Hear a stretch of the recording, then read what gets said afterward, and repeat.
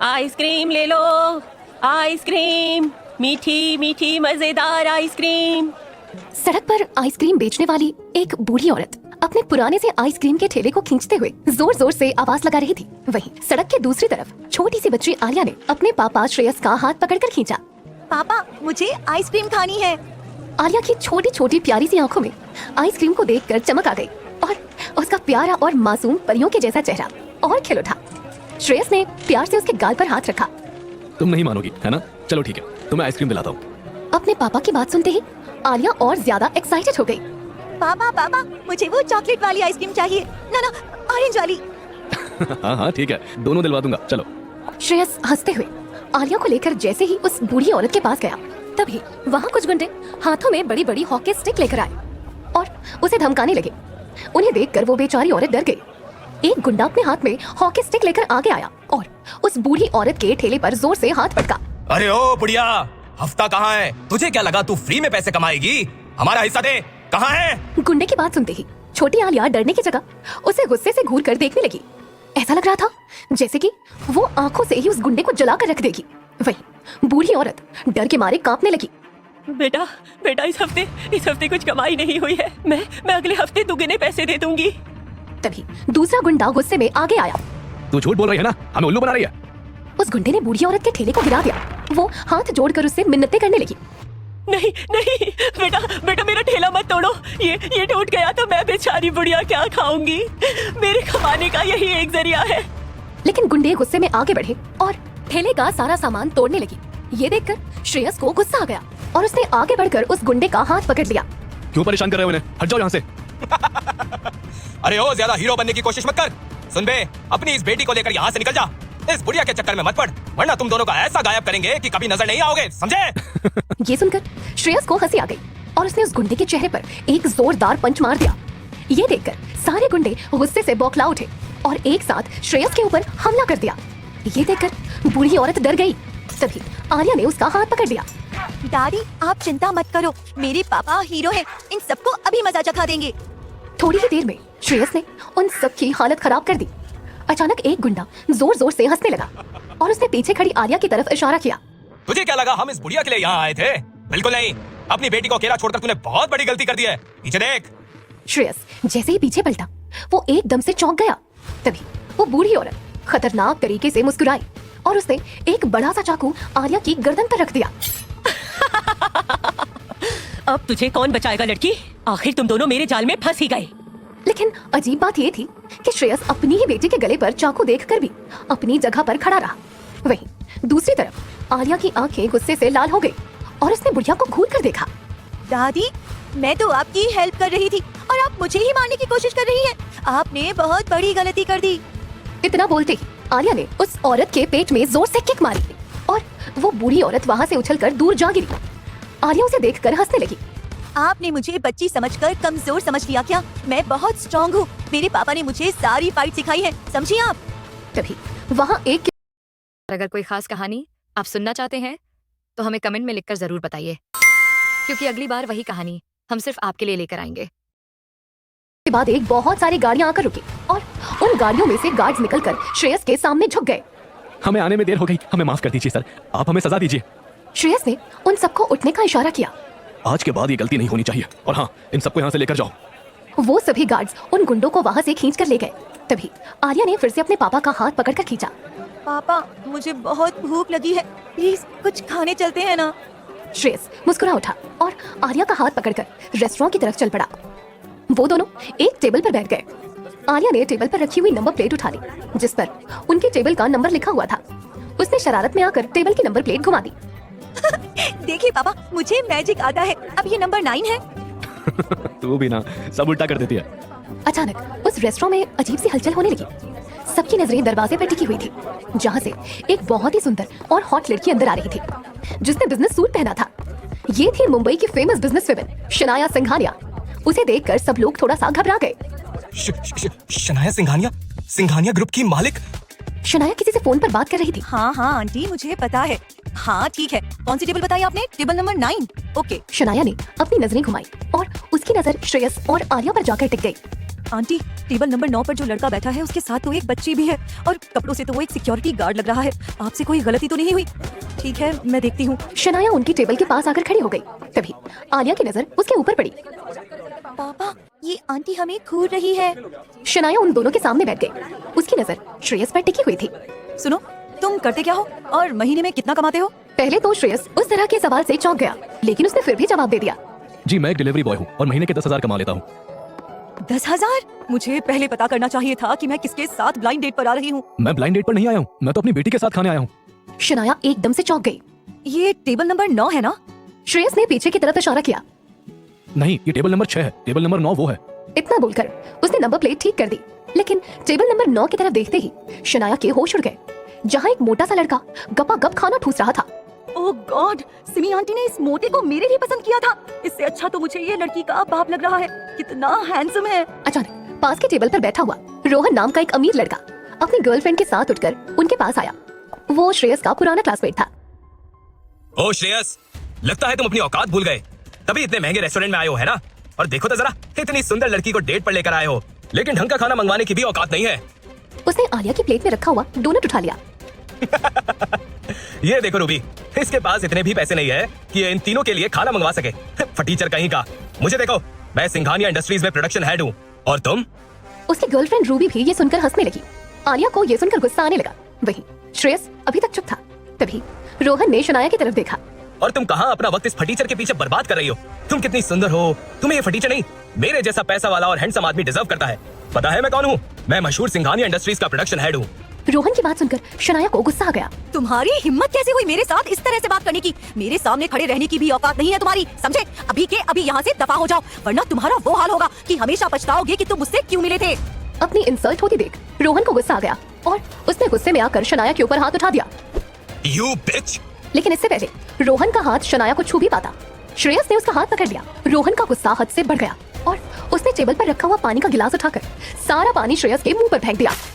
तुम्हारी हिम्मत कैसे हुई मेरा हाथ पकड़ने की? और यही वो पल था जब दूसरी टेबल पर रखा हुआ गिलास उठाकर शनाया ने वो पानी रोहन के मुंह पर फेंक दिया। और तुम्हारी हिम्मत कैसे हुई उसके और मेरे साथ इतनी बदतमीजी करने की? आज से, बल्कि अभी से तुम सिंघानिया इंडस्ट्री के प्रोडक्शन हेड नहीं हो। You are fired. ये सुनते ही रोहन फिर से शनाया को मारने के लिए आगे बढ़ा। तुम होती कौन हो मुझे जॉब से निकालने वाली? तभी शनाया की असिस्टेंट नताशा रोहन के सामने आकर खड़ी हो गई। बेवकूफ, तू तो ये भी नहीं जानता कि ये है कौन? जिस कंपनी के प्रोडक्शन हेड होने का तू रोप सब पर चढ़ रहा है ना, ये उसकी मालकिन है, मिस शनाया सिंघानिया। इतना सुनते ही रोहन जोर जोर से हंसने लगा। मुझे बेवकूफ समझा है क्या? तुम्हें क्या लगता है कि तुम किसी को भी सिंघानिया इंडस्ट्रीज की मालकिन बताओगी और मैं मान लूंगा? इतना सुनते ही शनाया के चेहरे पर एक खतरनाक स्माइल आ गई और उसने अपने पर्स से एक कार्ड निकालकर रोहन के ऊपर फेंक दिया। Just have a look, who am I? उस कार्ड को देखते ही रोहन की आंखें फटी की फटी रह गई। तुम Shanaya Singhania, Singhania group of industries की मालकिन? तभी शनाया जोर से चिल्लाई। गार्ड्स! बाहर खड़े उसके गार्ड्स तुरंत अंदर आ गए। ले जाओ इस कचरे को और ध्यान रखना कि ये सिंघानिया इंडस्ट्रीज के आसपास भी नजर ना आए। इतना सुनते ही रोहन जोर जोर से चिल्लाने लगा, लेकिन वो गार्ड्स उसे वहां से खींच कर ले गए। अगले ही पल शनाया श्रेयस की तरफ पलटी और सीधा उसकी आंखों में देखने लगी। फिर उसने वो कहा जो किसी ने नहीं सोचा था। क्या तुम मुझसे शादी करोगे?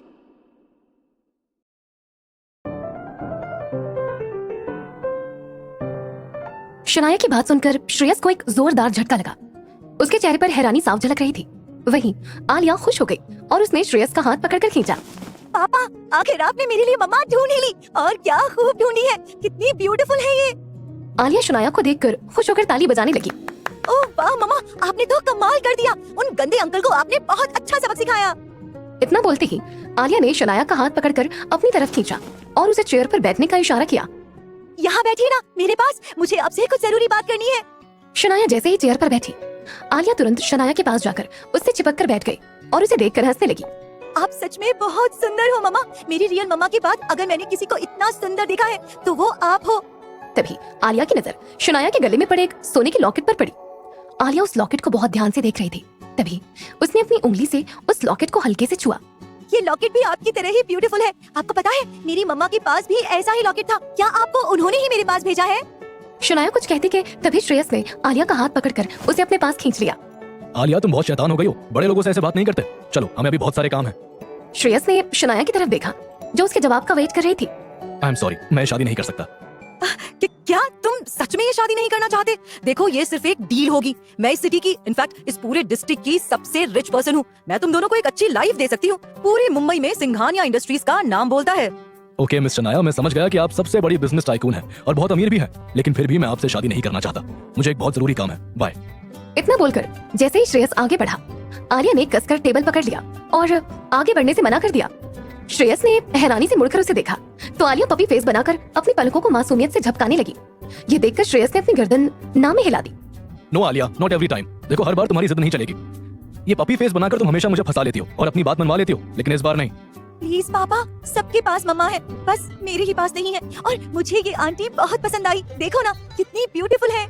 श्रेयस फिर से कुछ कहने वाला था कि तभी उसका फोन बजा और वो एक्सक्यूज में बोलकर फोन सुनने के लिए उन दोनों से थोड़ा दूर चला गया।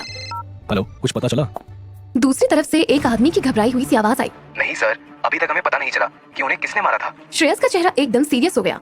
उसे गुस्सा आने लगा था, लेकिन उसने खुद को कंट्रोल कर लिया। ठीक है, तुम लोग पता लगाते रहो और जैसे ही पता चलता है मुझे तुरंत बताओ। मुझे तब तक डिलीवरी बॉय बनकर ही रहना होगा, तभी हमारा मकसद पूरा हो सकता है। इतना बोलकर श्रेयस ने फोन रख दिया और जैसे ही वो वापस आया, अपने सामने का नजारा देखकर वो एकदम से चौंक गया। आलिया और शनाया एक दूसरे से हंसकर बातें कर रही थी। ये देखकर श्रेयस तुरंत आलिया के पास आया और उसने उसका हाथ पकड़ लिया। चलो आलिया, बहुत हुआ, हमें अभी ईशान चाचू की शादी में भी जाना है। लेकिन आलिया जाने को तैयार नहीं थी और इस बार शनाया ने भी उसका रास्ता रोक लिया। देखो तुम्हें डरने की कोई जरूरत नहीं है। ये शादी सिर्फ एक कॉन्ट्रैक्ट मैरिज होगी और कुछ नहीं। मुझे सिर्फ अपना मकसद पूरा करने के लिए ये शादी करनी है। तुम जिद क्यों कर रही हो? वैसे भी इस वक्त रजिस्ट्रार ऑफिस भी बंद हो गया होगा। उसकी चिंता तुम मत करो, जस्ट वेट एंड वॉच। इतना बोलकर वो रेस्टोरेंट से बाहर निकल गई। आलिया भी अपने पापा को खींचते हुए शनाया के पीछे पीछे चली गई। श्रेयस चाहता तो स्ट्रिक्टली मना कर सकता था, लेकिन न जाने क्यों वो भी किसी वजह से अब ज्यादा आनाकानी नहीं कर रहा था। आखिरकार श्रेयस ने हार मान ली और शादी के लिए हाँ कह दी। थोड़ी देर बाद वो दोनों रजिस्ट्रार ऑफिस से निकले। बाहर आते ही शनाया ने अपनी बात क्लियर की। हम दोनों के बीच में कोई रिस्ट्रिक्शंस नहीं रहेंगे। जैसे ही मेरा मकसद पूरा होगा हम डिवोर्स ले लेंगे। वैसे तुम शादी में जा रहे थे ना, मैं तुम्हें उस गाड़ी से छोड़ देती हूँ।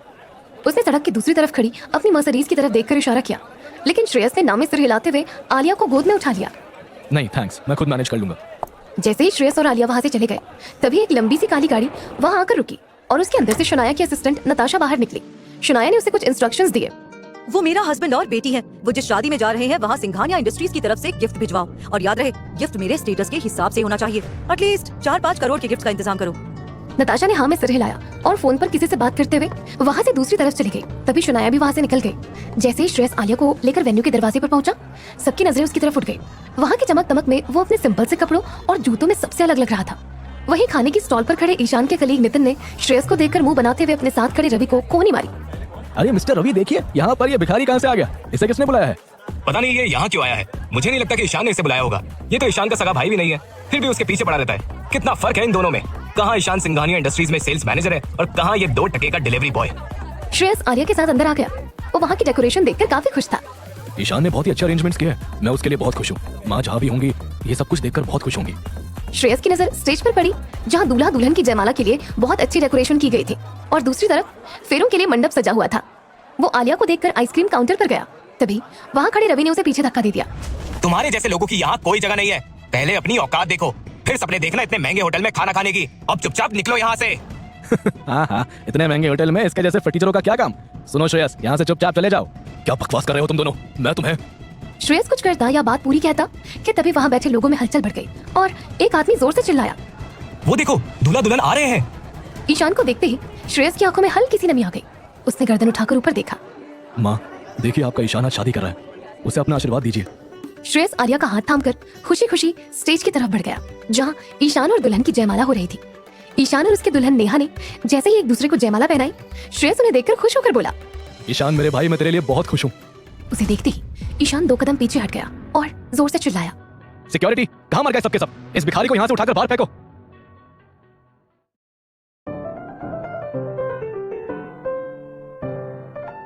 ईशान के मुंह से अपनी इंसल्ट सुनकर श्रेयस को गुस्सा आ गया, लेकिन उसने फिर भी खुद को कंट्रोल कर लिया। श्रेयस ने अपनी जेब में रखा हुआ लिफाफा निकालकर ईशान की तरफ बढ़ाया। माँ ने ये पैसे तेरे लिए संभाल कर रखे थे। उनकी इच्छा थी कि जब तेरी शादी हो तो मैं तुझे उनके आशीर्वाद के रूप में ये पैसे दूं। तभी पीछे खड़े ईशान के दूसरे कलीग आदित्य ने आकर वो लिफाफा छीन लिया। देखो तो जरा ईशान का बड़ा भाई उसके लिए क्या लाया है।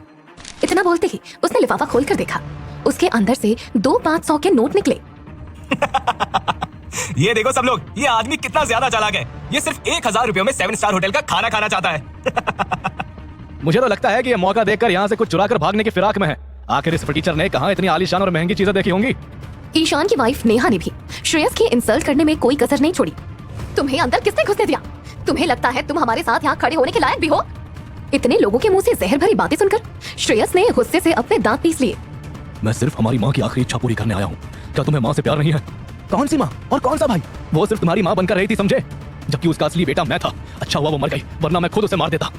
इतना सुनते ही श्रेयस ने गुस्से में ईशान के गाल पर एक जोरदार थप्पड़ मारा और उसका गिरेबान पकड़ लिया। ये देखकर सब लोग चौंक गए। ईशान, तुम्हारी हिम्मत कैसे हुई माँ के बारे में इतनी घटिया बात बोलने की? तुमने ईशान के ऊपर हाथ कैसे उठाया? ईशान ने अपना कॉलर छुड़ाया और अपनी उंगली श्रेयस की तरफ पॉइंट की। तुमने हमेशा मेरे साथ धोखा किया और तुम्हारी उस माँ ने भी कभी मेरा भला नहीं चाहा। अब जब मैं अपनी मेहनत से यहाँ तक पहुंचा हूँ तो तुम मुझसे चल रहे हो। तभी आदित्य ने आगे आकर श्रेयस को धक्का दिया, लेकिन श्रेयस अपनी जगह से हिला तक नहीं। वहीं आदित्य को ऐसा लगा जैसे कि वो पहाड़ से टकराया हो। तुम भिखारी हो, समझे? इसलिए अभी यहाँ से निकल जाओ। तुम्हें यहाँ पर ना भीख मिलेगी और ना ही मुफ्त का खाना। आलिया को बहुत ज्यादा गुस्सा आ चुका था। आदित्य का इल्जाम सुनते ही वो जोर से चिल्लाई। मेरे पापा भिखारी नहीं है, वो सिंघानिया इंडस्ट्रीज की ओनर के हस्बैंड है, समझे? शनाया सिंघानिया मेरी मम्मा है। उन्हें पता चला तो तुम सबकी अच्छी खबर लेंगी। इतना सुनते ही वहाँ मौजूद लोगों में खलबली मच गई, क्योंकि शनाया सिंघानिया सच में एक बहुत बड़ा नाम थी। ऋतु नाम की एक लड़की ने आलिया का मजाक बनाते हुए अपने बगल में खड़े अपने बॉयफ्रेंड की तरफ देखकर हंसने लगी। लगता है ये छोटी बच्ची पागल हो गई है। शनाया सिंघानिया को अपनी माँ बोल रही है। अगर ये सच हुआ तो मैं इसकी जूठन खा लूंगी। उसका बॉयफ्रेंड भी जोर जोर से हंसने लगा। वहीं ओबेरॉय कंपनी का सीईओ डीके अपने आलीशान ऑफिस में एक बड़ी सी चेयर पर बैठा हुआ था। वो लगभग 25-26 साल का था। अचानक उसने सामने टेबल पर पड़ी शनाया की फोटो के बीचों बीच चाकू घुसा दिया और धीरे धीरे वो उस तस्वीर पर उस चाकू को घुमाने लगा। वो दिन दूर नहीं है मिस सिंघानिया, जब इस तस्वीर की जगह तुम मेरे चंगुल में फंसी होगी और एक ऐसा ही चाकू धीरे धीरे तुम्हारे सीने में उतारा जाएगा। इतना बोलते ही वो जोर जोर से हंसने लगा। उसे अचानक से कुछ याद आया और उसके चेहरे से हंसी गायब हो गई और उसका चेहरा गुस्से से तमतमा उठा।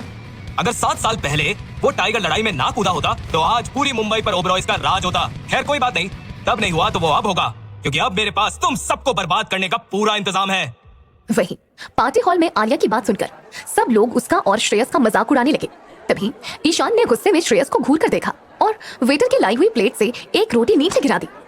उसने उस रोटी को अपने पैरों से मसल दिया। फिर वो श्रेयस के कान में फुसफुसाया। अपनी मरी हुई माँ की इच्छा पूरी करना चाहते हो ना, तो ठीक है, उठाओ ये रोटी और इसे खा लो। हो सकता है उस बुढ़िया की आत्मा को शांति मिल जाए। अब श्रेयस खुद को और ज्यादा कंट्रोल नहीं कर पाया और उसने गुस्से में ईशान के चेहरे पर एक और जोरदार थप्पड़ लगाया। ये देखकर सब लोगों की आंखें चौड़ी हो गई। ईशान, इतनी घटिया बात कहने की तुम्हारी हिम्मत कैसे हुई? वो हमारी माँ थी, समझे? वो सिर्फ तुम्हारी माँ थी श्रेयस। उसने मेरे लिए कभी कुछ नहीं किया। उसने जन्म मुझे दिया था, लेकिन बेटे का प्यार तुम्हें दिया। तुम सिर्फ पिछले कुछ सालों से उसके साथ थे और इतने सालों में वो अपने सगे बेटे को ही भूल गई। ईशान की बात सुनकर श्रेयस की आंखें गुस्से से लाल हो गई और उसने गुस्से में ईशान के मुंह पर एक और थप्पड़ लगाया।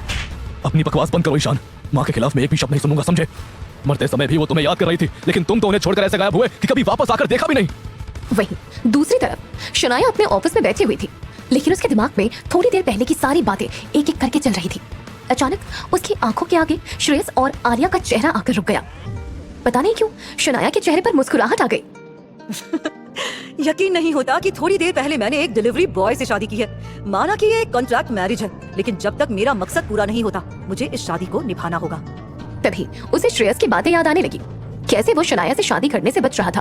और तभी शनाया की आंखों के सामने श्रेयस का हैंडसम सा चेहरा ठहर गया। वैसे उसे देखकर लगता नहीं कि वो एक बच्ची का बाप है। वो बहुत हैंडसम है।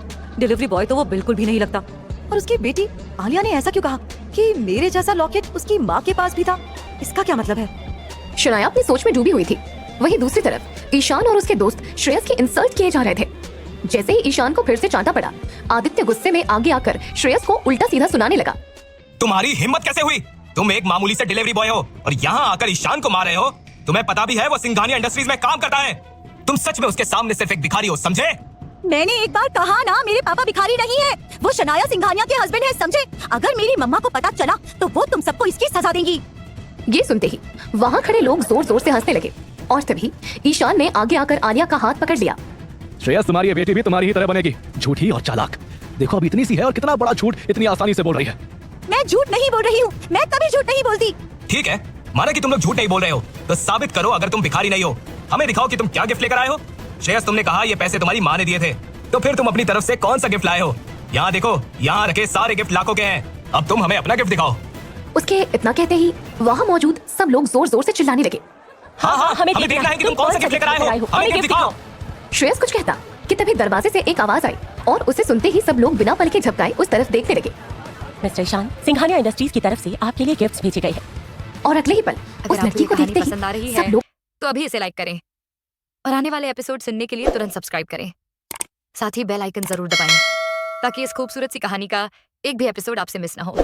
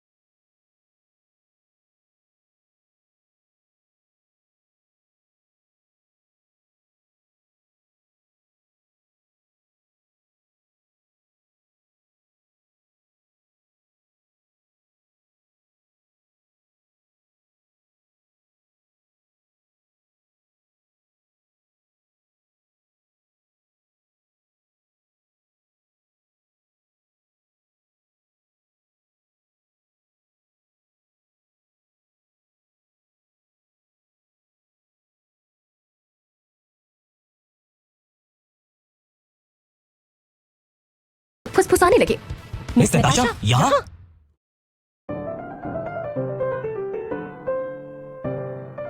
नताशा बड़े ही एटीट्यूड से अपनी हाई हील में ठक ठक करते हुए उस हॉल के बीचों बीच चलकर आ रही थी। उसके पीछे कम से कम 20 से 25 गार्ड्स हाथ में ब्रीफकेस लेकर आ रहे थे। उसे देखते ही लोगों के मन में हलचल बढ़ने लगी। तभी नवीन के बगल में खड़ी हिना नाम की एक लड़की हैरान होकर नताशा को देखने लगी। सुना है मिस नताशा, मिस शनाया सिंघानिया की बिल्कुल फोटोकॉपी है। इनके अंदर भी उनकी जैसा ही एटीट्यूड और स्टाइल है। कुछ बात तो है इनके अंदर। नताशा ने ब्लैक कलर का बिजनेस सूट पहना हुआ था जिसमें वो कयामत लग रही थी। वो स्टाइल से चलते हुए स्टेज पर आकर खड़ी हो गई। उसने ईशान को देखकर उसकी तरफ अपना हाथ बढ़ाया। Congratulations mister Ishan, Singhania industries की तरफ से आपके लिए शादी के गिफ्ट्स भेजे गए हैं। आई होप कि आपको ये पसंद आएंगे। इतना बोलते ही उसने गार्ड्स को देखकर अपना हाथ उठाया और उन सब ने वो ब्रीफ केसेस खोल दिए। जैसे ही वो ब्रीफ केस खुले, वहां पर मौजूद सब लोगों के मुंह भी खुल गए और आंखें इतनी बड़ी हो गई कि ऐसा लग रहा था जैसे उनकी पुतलियां निकलकर अभी के अभी उन सभी ब्रीफ केस के ऊपर गिर जाएंगी। हिना जोर से चिल्लाई, ओह माय गॉड, इतना सारा सोना और पैसा मैंने अपनी पूरी लाइफ में कभी एक साथ नहीं देखा। शादी करने के बाद भी लॉटरी लगती है, ये मैं पहली बार देख रही हूँ। उसकी आवाज सुनते ही ईशान की वाइफ नेहा भी तुरंत उन ब्रीफ केसेस की तरफ भागी। उस वक्त उसकी आंखों में एक खतरनाक चमक थी। ईशान देखो, यहाँ पर कितना सारा सोना और पैसा है। ओह गॉड, ये सब कुछ एक सपने जैसा लग रहा है।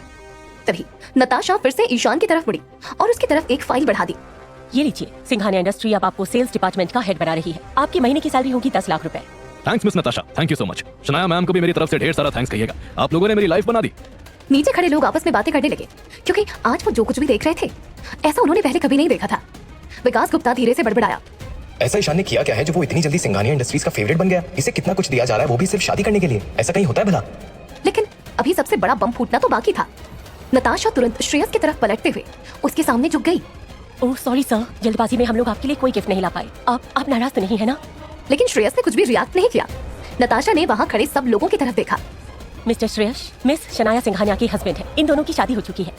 वही नताशा के मुंह से ये सब सुनकर वहाँ खड़े लोगों को एक बहुत बड़ा झटका लगा। आदित्य की तो जबान ही लड़खड़ा गई।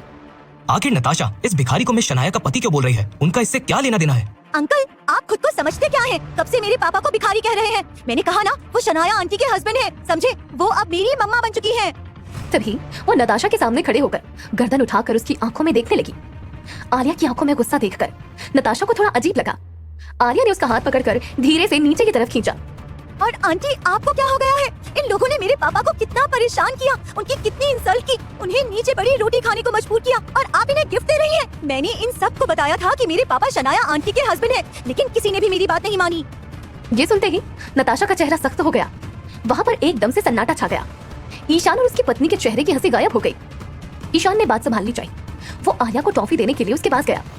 अरे बेटा, ये तो दो भाइयों के बीच की बात थी। ऐसा हंसी मजाक तो भाइयों में चलता रहता है। तुम अभी बच्ची हो, ये सब कुछ नहीं समझोगी। ये लो, तुम टॉफी खाओ। लेकिन आलिया ने गुस्से में टॉफी फेंक दी और ईशान को धक्का दे दिया।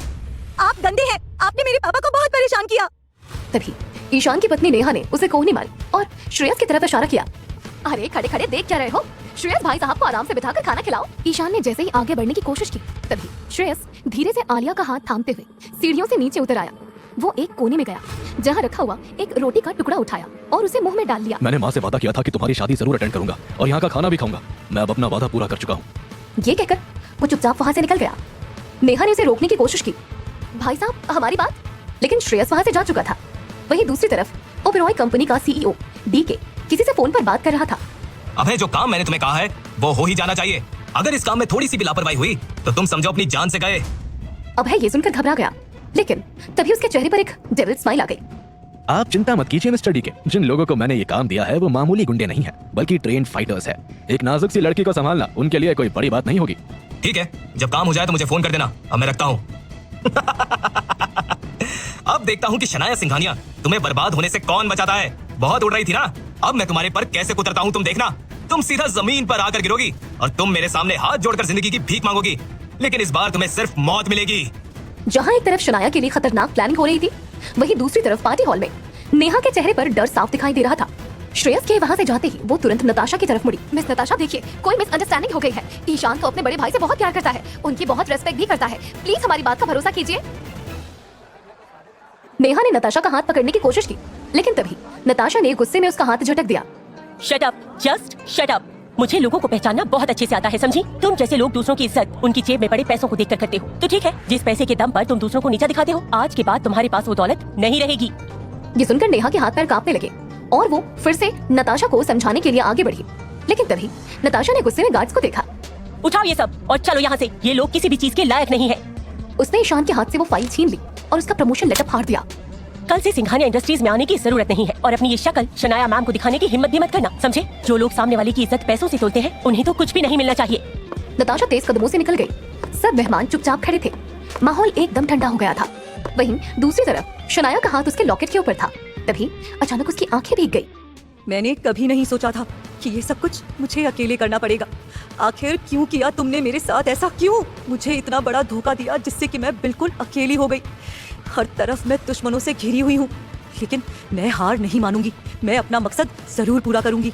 शनाया अपनी सोच में खोई हुई थी कि तभी उसका फोन बजा और फोन उठाते ही सामने वाले की आवाज सुनकर वो चौंक गई। What the hell?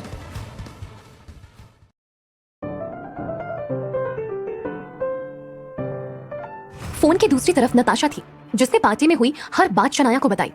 पता नहीं क्यों ये सब सुनकर शनाया को बहुत ज्यादा गुस्सा आया। श्रेयस से जुड़ी हर बात उसे इफेक्ट कर रही थी। शनाया का चेहरा गुस्से से तमतमा उठा।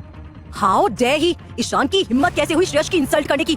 जस्ट मेक श्योर नताशा, उसे किसी भी कंपनी में जॉब नहीं मिलनी चाहिए। Is that clear? Yes ma'am. वैसे एक बात कहूँ, आपको श्रेयस सर से मिले हुए अभी थोड़ा ही टाइम हुआ है और आप उनके लिए इतना कंसर्न दिखा रही हैं। I think you really like him. उसकी बात सुनकर शनाया को बिल्कुल भी गुस्सा नहीं आया, लेकिन वो एक पल के लिए हड़बड़ा गई। पहली ही नजर में उसे श्रेयस बहुत पसंद आया था। Shut up Natasha, focus on your work. और हाँ, उन दोनों को लेकर सिंघानिया मेंशन पहुंचो। इतना बोलते ही शनाया ने फोन काट दिया, लेकिन उसके चेहरे से मुस्कुराहट हटने का नाम ही नहीं ले रही थी। लेकिन अगले ही पल शनाया का चेहरा एकदम सीरियस हो गया। No, I can't waste my time. मुझे अभी मिलिट्री डिपार्टमेंट के प्रोजेक्ट पर फोकस करना है। कुछ भी हो जाए, मैं ओबेरॉय कंपनी को ये प्रोजेक्ट नहीं लेने दूंगी। ऐसा हुआ तो ये हमारे देश के लिए बिल्कुल भी अच्छा नहीं होगा। वहीं दूसरी तरफ वेन्यू हॉल से बाहर निकलते ही श्रेयस के पास एक कॉल आया। हेलो हेलो सर, मुझे आपसे मिलना है। एक इम्पोर्टेंट इन्फॉर्मेशन मिली है। तो उसके लिए मिलने की क्या जरूरत है? तुम फोन पर भी बता सकती हो। नहीं सर, एक्चुअली मुझे आपको कुछ देना भी है। आप अभी कहाँ हैं? बताइए, मैं आ जाती हूँ। श्रेयस ने अपनी गर्दन घुमाकर पीछे वेन्यू हॉल की तरफ देखा, जहाँ से नताशा बाहर आ रही थी। वो कुछ कहता, तब तक नताशा उसके पास आ गई। I am very sorry sir, आपको आज इतनी परेशानियों का सामना करना पड़ा। शनाया मैम ने आपको सिंघानिया मैंशन ले जाने के लिए कहा है। चलिए। मुझे अभी थोड़ा काम है, जब मैं फ्री हो जाऊंगा तब मैं तुम्हें कॉल कर दूंगा। मुझे अपना नंबर दे दो। नताशा ने अपना एक कार्ड श्रेयस को दे दिया और वहाँ से निकल गई। तभी श्रेयस ने अपने फोन से उस लड़की को मैसेज किया। ठीक है, 15 मिनट में मुझे अंधेरी ईस्ट के ऑलिव कैफे के पीछे आकर मिलो। Don't be late, okay? इतना बोलकर वो आलिया के साथ उस कैफे की तरफ निकल गया। आलिया एक बहुत ही समझदार बच्ची थी। उसे अच्छी तरह से पता था कि अपने पापा के कौन से सीक्रेट्स को छुपा कर रखना है।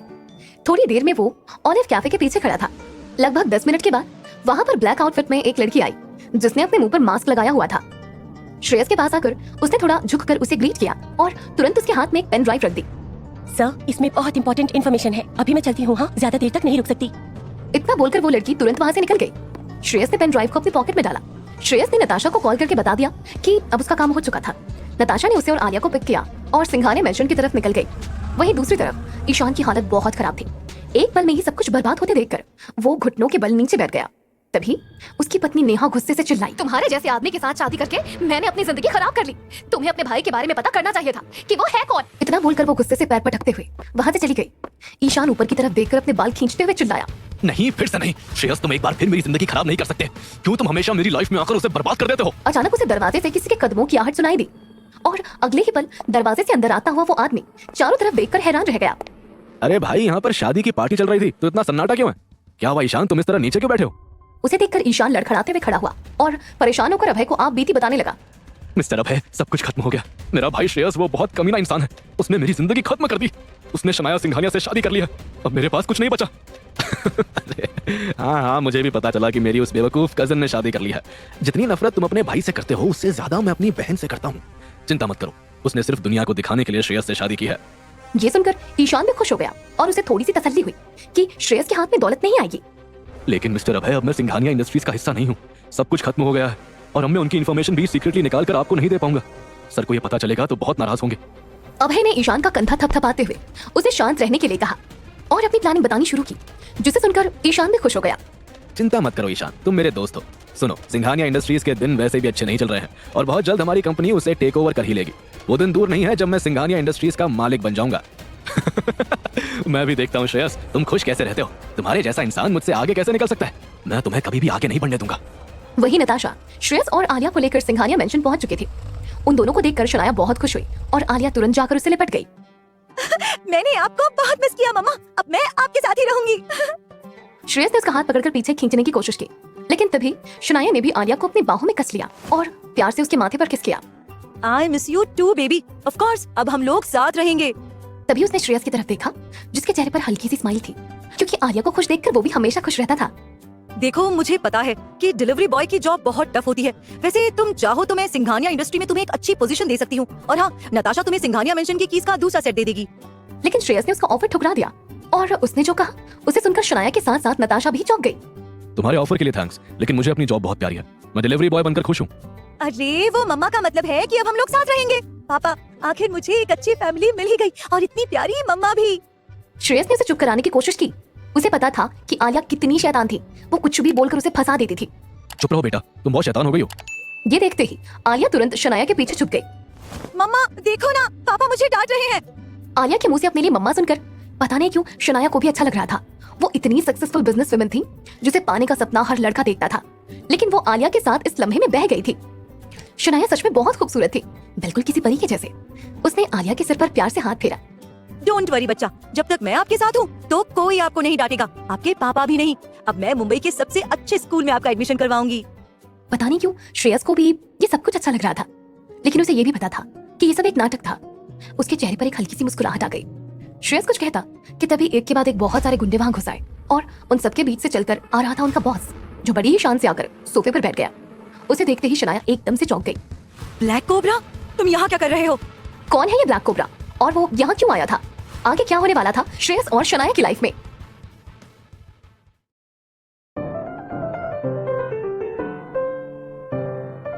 ब्लैक कोबरा नाम का असली नाम बल्लू था, लेकिन अब उसे कोई बल्लू नहीं बुलाता था। अब वो ब्लैक कोबरा था, अंडरवर्ल्ड का सबसे खतरनाक खिलाड़ी। उसकी नजरें आग उगल रही थी और उसके हाथ में एक चमचमाता हुआ चाकू था, जिसे वो अपनी उंगलियों के बीच घुमा रहा था। ब्लैक कोबरा, तुम यहाँ क्या कर रहे हो? अभय ने बताया कि तुम सिंघानिया इंडस्ट्री के आर्मी प्रोजेक्ट को लेकर बात करना चाहती हो। क्या? अभय ने ये कहा? ये सब झूठ है। बल्लू ने बिना कुछ कहे इशारा किया।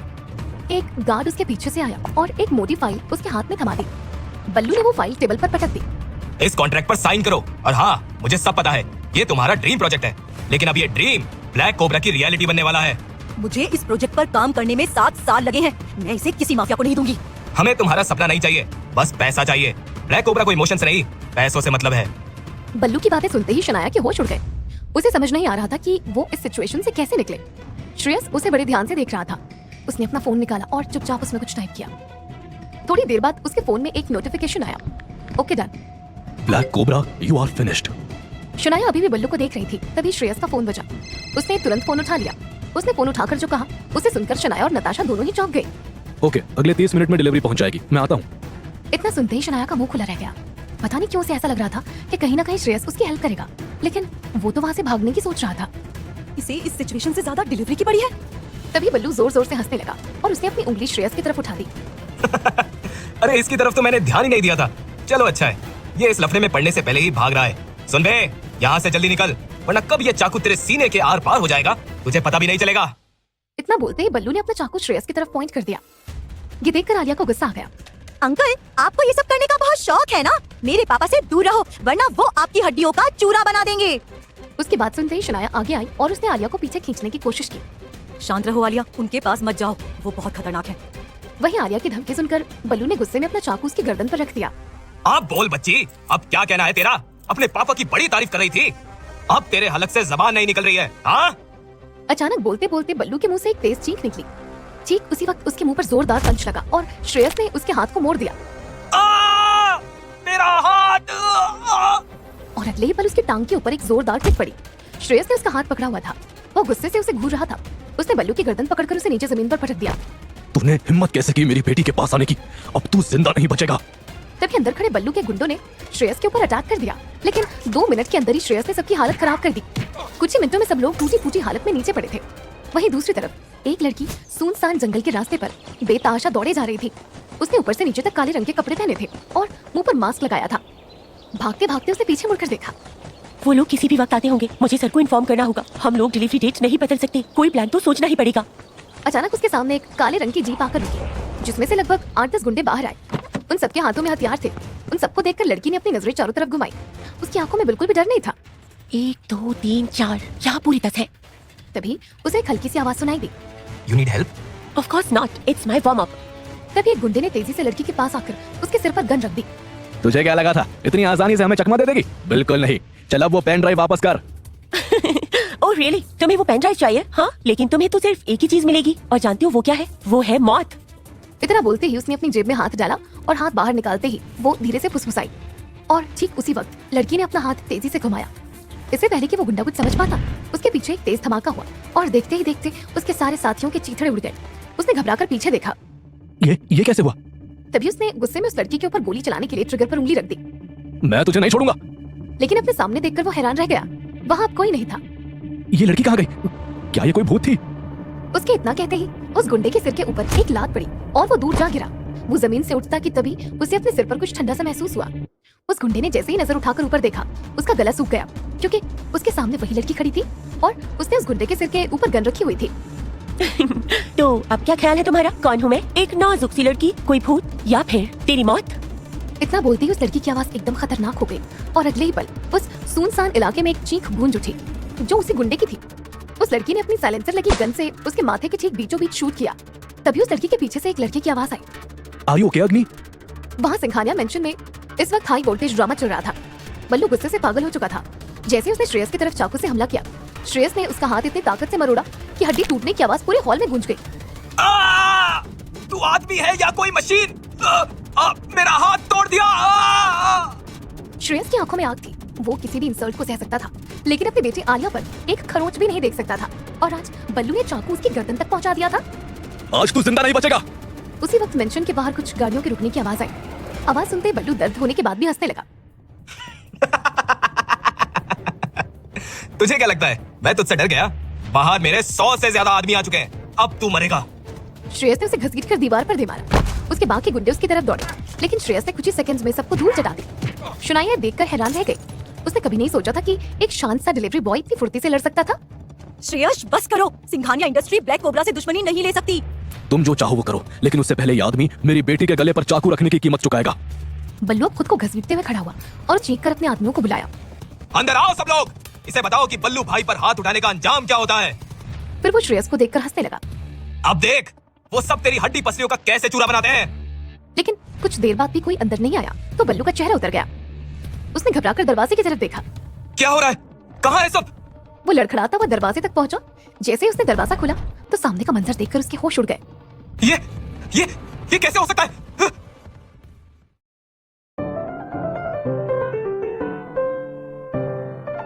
बल्लू हैरानी से सामने देख रहा था। उसके चारों तरफ उसके आदमियों की चीखें गूंज रही थी। कुछ के हाथ टूटे थे, कुछ के पैर। मगर सबसे बड़ी हैरानी की बात यह थी कि वहाँ हमला करने वाले का कोई नामो निशान नहीं था। जैसे कोई हवा की तरह आया और सबको बुरी तरह पीट कर चला गया। बल्लू की आंखों में खून उतर आया। उसने गुस्से में जमीन पर लात मारी। आखिर कौन था वो? कौन मार गया मेरे लोगों को? शनाया और नताशा ने हैरानी से श्रेयस की तरफ देखा। श्रेयस ने हाथ ऊपर उठा लिए। मैं 100 लोगों को एक साथ नहीं मार सकता, वो भी एक ही वक्त पर। मैं 2 जगह रहकर कैसे लड़ सकता हूँ? मैंने किसी को नहीं मारा और मुझे नहीं पता कि ये सब किसने किया। सब लोग चुप थे, कोई भी इस बात को मानने को तैयार नहीं था। तभी बल्लू अपने एक जख्मी आदमी का गिरबान पकड़कर चीखा। बता, कौन था वो? क्या देखा तूने? हम जैसे यहाँ पहुंचे, चारों तरफ से काले कपड़े पहने कुछ लोग हमारे सामने आ गए। उनका चेहरा ढका हुआ था। उन्होंने हमें बिना कुछ कहे मारना शुरू कर दिया। बहुत खतरनाक ट्रेन फाइटर थे, किसी की भी शक्ल नजर नहीं आई। अबे तो चीखा क्यों नहीं तू? बाकी लोग क्यों नहीं चिल्लाए? मुझे किसी की भी आवाज क्यों नहीं आई? उनके साथ बहुत सारे लोग थे जिन्होंने हम सबके सीने पर बंदूकें तानी हुई थी। उन्होंने कहा कि अगर हम चीखे तो उसी वक्त हमें मार डालेंगे। बल्लू सहम गया, उसके चेहरे का रंग उड़ गया। उसने कांपते हुए श्रेयस को देखकर हाथ जोड़ लिए। माफ कर दे बॉस, अब से तू ही मेरा बॉस है। मैं कभी भी तेरे खिलाफ नहीं जाऊंगा। मुझे पूरा भरोसा है कि वो आदमी तूने ही भेजे थे, है ना? अरे भाई, मैं एक मामूली सा डिलीवरी बॉय हूँ, समझा? भला मेरे पास इतने सारे फाइटर कहाँ से आएंगे? वो कोई और होगा जिसने उन्हें भेजा था। अब जा यहाँ से, मुझे भी अपने काम पर निकलना है। बल्लू ने हैरानी से श्रेयस की तरफ देखा, जो कितनी आसानी से उसे छोड़ रहा था। क्या तुम मुझे जाने दे रहे हो? मुझे नहीं मारोगे? श्रेयस ने गर्दन हिलाकर हाथ से उसे जाने का इशारा किया। अरे कहा ना, जान छोड़ हमारी और जा यहाँ से। और हाँ, अपने इन सारे आदमियों को भी लेकर जा। इतना सुनते ही बल्लू श्रेयस के पैरों में गिर पड़ा। भाई, आज तूने मेरी जान बख्शी है। आज से तू मेरा बॉस है। और मैं तुम सबको एक राज की बात बताता हूँ, ये सब कुछ ओबेरॉय फैमिली का काम है। ओबेरॉय फैमिली का नाम सुनते ही शनाया और नताशा दोनों हक्की बक्की रह गई। दोनों की आंखें बड़ी हो गई। बल्लू ने फोन करके वहाँ कुछ गाड़ियाँ मंगवाई और वहाँ से अपने सारे आदमियों को लेकर निकल गया। तभी श्रेयस का फोन बजा। उसने एक नजर घड़ी पर डाली। मुझे जाना होगा, डिलीवरी का टाइम हो गया है। वो बिना कुछ कहे वहाँ से निकल गया। ये देखकर शनाया चौंक गई। उसने नहीं सोचा था कि श्रेयस इस तरह से चला जाएगा। क्या इसके लिए डिलीवरी करना इतना इम्पोर्टेंट है जो इतनी जल्दी में निकल गया? तभी आलिया ने धीरे से उसका हाथ खींचा। मम्मा, पापा अपनी जॉब के लिए बहुत सीरियस है, वो कभी भी लेट नहीं होते। शनाया ने उसके सिर पर हाथ फेरा और फिर आलिया का हाथ नताशा के हाथ में थमा दिया। आलिया को लेकर चलो, मैं थोड़ी देर में आती हूँ। नताशा ने जैसे ही आलिया का हाथ पकड़ा तभी उसका फोन बजा। फोन उठाते ही उसके चेहरे का रंग उड़ गया। क्या? तभी शनाया ने भी हैरान होकर उसकी तरफ देखा, क्योंकि नताशा कुछ ज्यादा ही तेज आवाज में चिल्लाई थी। क्या हुआ नताशा, तुम चिल्लाई क्यों? शनाया, मिस आरुषि मित्तल किडनैप हो गई है। ये सुनकर शनाया का दिल बैठ गया। उसने खुद को संभालने की कोशिश की, लेकिन तभी उसका फोन बजा। कॉल पर अभय था। चुपचाप कॉन्ट्रैक्ट साइन कर दो शनाया, नहीं तो कल सबके सामने आरुषि मित्तल की लाश पड़ी होगी और तुम्हारी बर्बादी शुरू हो जाएगी। याद रखना, आरुषि मित्तल सिंघानिया कंपनी की मॉडल है और एक इंटरनेशनल पब्लिक फिगर। उसकी मौत का जवाब तुम्हें देना होगा। फोन कट गया। शनाया ने कांपते हुए अपना आप सिर पकड़ लिया। वो बुरी तरह से डर गई थी। नताशा कुछ कहती, इससे पहले आलिया उसके पास आई और उसका हाथ पकड़ लिया। मम्मा, आप परेशान मत हो, सब ठीक हो जाएगा। तभी अचानक शनाया की आंखों के सामने एक पुरानी याद की परछाई गुजर गई। एक अनजान आवाज उसके कानों में आई। डरो मत शनाया, सब ठीक हो जाएगा। वो आवाज जानी पहचानी और बहुत ही सुकून देने वाली थी। शनाया ने अपने गले में लटकते हुए लॉकेट को कसकर पकड़ लिया। वो भी ऐसे ही कहती थी। कौन कहती थी मम्मा? कोई नहीं बेटा, तुम नताशा आंटी के साथ जाओ, मुझे कुछ काम है। शनाया ने आलिया को नताशा के साथ भेज दिया और उनके जाते ही जोर से चिल्लाई। क्यों सब मुझे छोड़कर चले गए? आखिर मैं क्या करूं? मुझे आर्मी के इस कॉन्ट्रैक्ट को हासिल करना ही होगा, लेकिन कैसे? अभय और वो डीके ओबेरॉय हमेशा मेरा रास्ता रोकते हैं। उसकी आंखों से आंसू बह रहे थे। शनाया आज खुद को बहुत ज्यादा अकेला और अंदर से टूटा हुआ महसूस कर रही थी और अब आरुषि की खबर ने उसे और तोड़ दिया था। अब मैं आरुषि मित्तल को कैसे ढूंढूं? सिंघानिया इंडस्ट्री अब खत्म होने वाली है। उधर डीके अपने एक अंडरग्राउंड ऑफिस में बैठा हुआ था। इस ऑफिस के बारे में ज्यादा लोगों को पता नहीं था। यहाँ वो मोस्टली इलीगल प्लान्स के बारे में डिस्कस करता था। अभय और ईशान उसके पास आए। वो अभय को देखकर मुस्कुराया। काम हो गया? हाँ, आपने जो कहा था वो हो गया है। 2 घंटे में आपको खबर मिल जाएगी। डीके ये सुनकर हंसने लगा। तभी उसकी नजर ईशान पर पड़ी। ये कौन है? ये मेरा दोस्त है, इसे आपकी मदद चाहिए। डीके ने भौहें से कोड़ ली। मदद? किस बात की? इसे अपने भाई से बदला लेना है। तो लेना जाकर, इसमें मैं क्या करूं? शनाया ने शादी कर ली है और जिससे की है वो इसका भाई है। डीके चौंक गया। वो तुरंत कुर्सी से उठकर खड़ा हो गया। क्या वो ऐसा नहीं कर सकती? डीके की आंखों में आग उतर आई थी। उसने गुस्से से कुर्सी को एक लात मारी। इसका मतलब सिंघानिया फैमिली अब मेरे प्लान का हिस्सा नहीं है, और अगर वो मेरी प्लानिंग से बाहर है तो उसे खत्म करना पड़ेगा। अभय को पता था कि डीके भले ही शनाया को मारने की कितनी भी बात करे, वो उसे इतनी जल्दी नहीं मारने वाला था, क्योंकि उसे किसी भी कीमत पर शनाया पहले अपने बिस्तर पर चाहिए थी। डीके का प्लान पहले शनाया से शादी करके सब कुछ हड़पने का था, लेकिन उसने डीके के प्रपोजल को साफ मना कर दिया था। इसीलिए अब वो किसी भी कीमत पर उसे हासिल करना चाहता था, वो भी सिर्फ एक रात के लिए। उसके बाद डीके का प्लान शनाया को मारने का था। एक बार कॉन्ट्रैक्ट साइन हो जाए, फिर चाहे शनाया सिंघानिया हो या श्रेयस, कोई नहीं बचेगा। वहीं इन सब लोगों से दूर एक सुनसान जगह पर आरुषि मित्तल को एक अंधेरे कमरे में बांध कर रखा गया था। उसके चेहरे पर डर साफ दिख रहा था। तभी दरवाजा खुला और एक आदमी अंदर आया। उसका चेहरा भी ढका हुआ था। उसे देखकर आरुषि डर गई। तुम कौन हो? मुझे यहाँ क्यों लाया गया है? उस आदमी ने कुछ नहीं कहा। वो धीरे धीरे उसकी तरफ बढ़ा, लेकिन जैसे ही वो पास आया उसके हाथ से एक छोटा सा लॉकेट नीचे गिर गया जिस पर एक टाइगर बना हुआ था। उसे देखकर आरुषि की आंखें फटी की फटी रह गई। टाइगर वाला लॉकेट? इसका मतलब है? आरुषि और कुछ कहती, तभी उस आदमी ने फुर्ती से वो लॉकेट उठाया और अगले ही पल आरुषि के मुंह पर उसने एक रुमाल रख दिया जिससे वो बेहोश हो गई।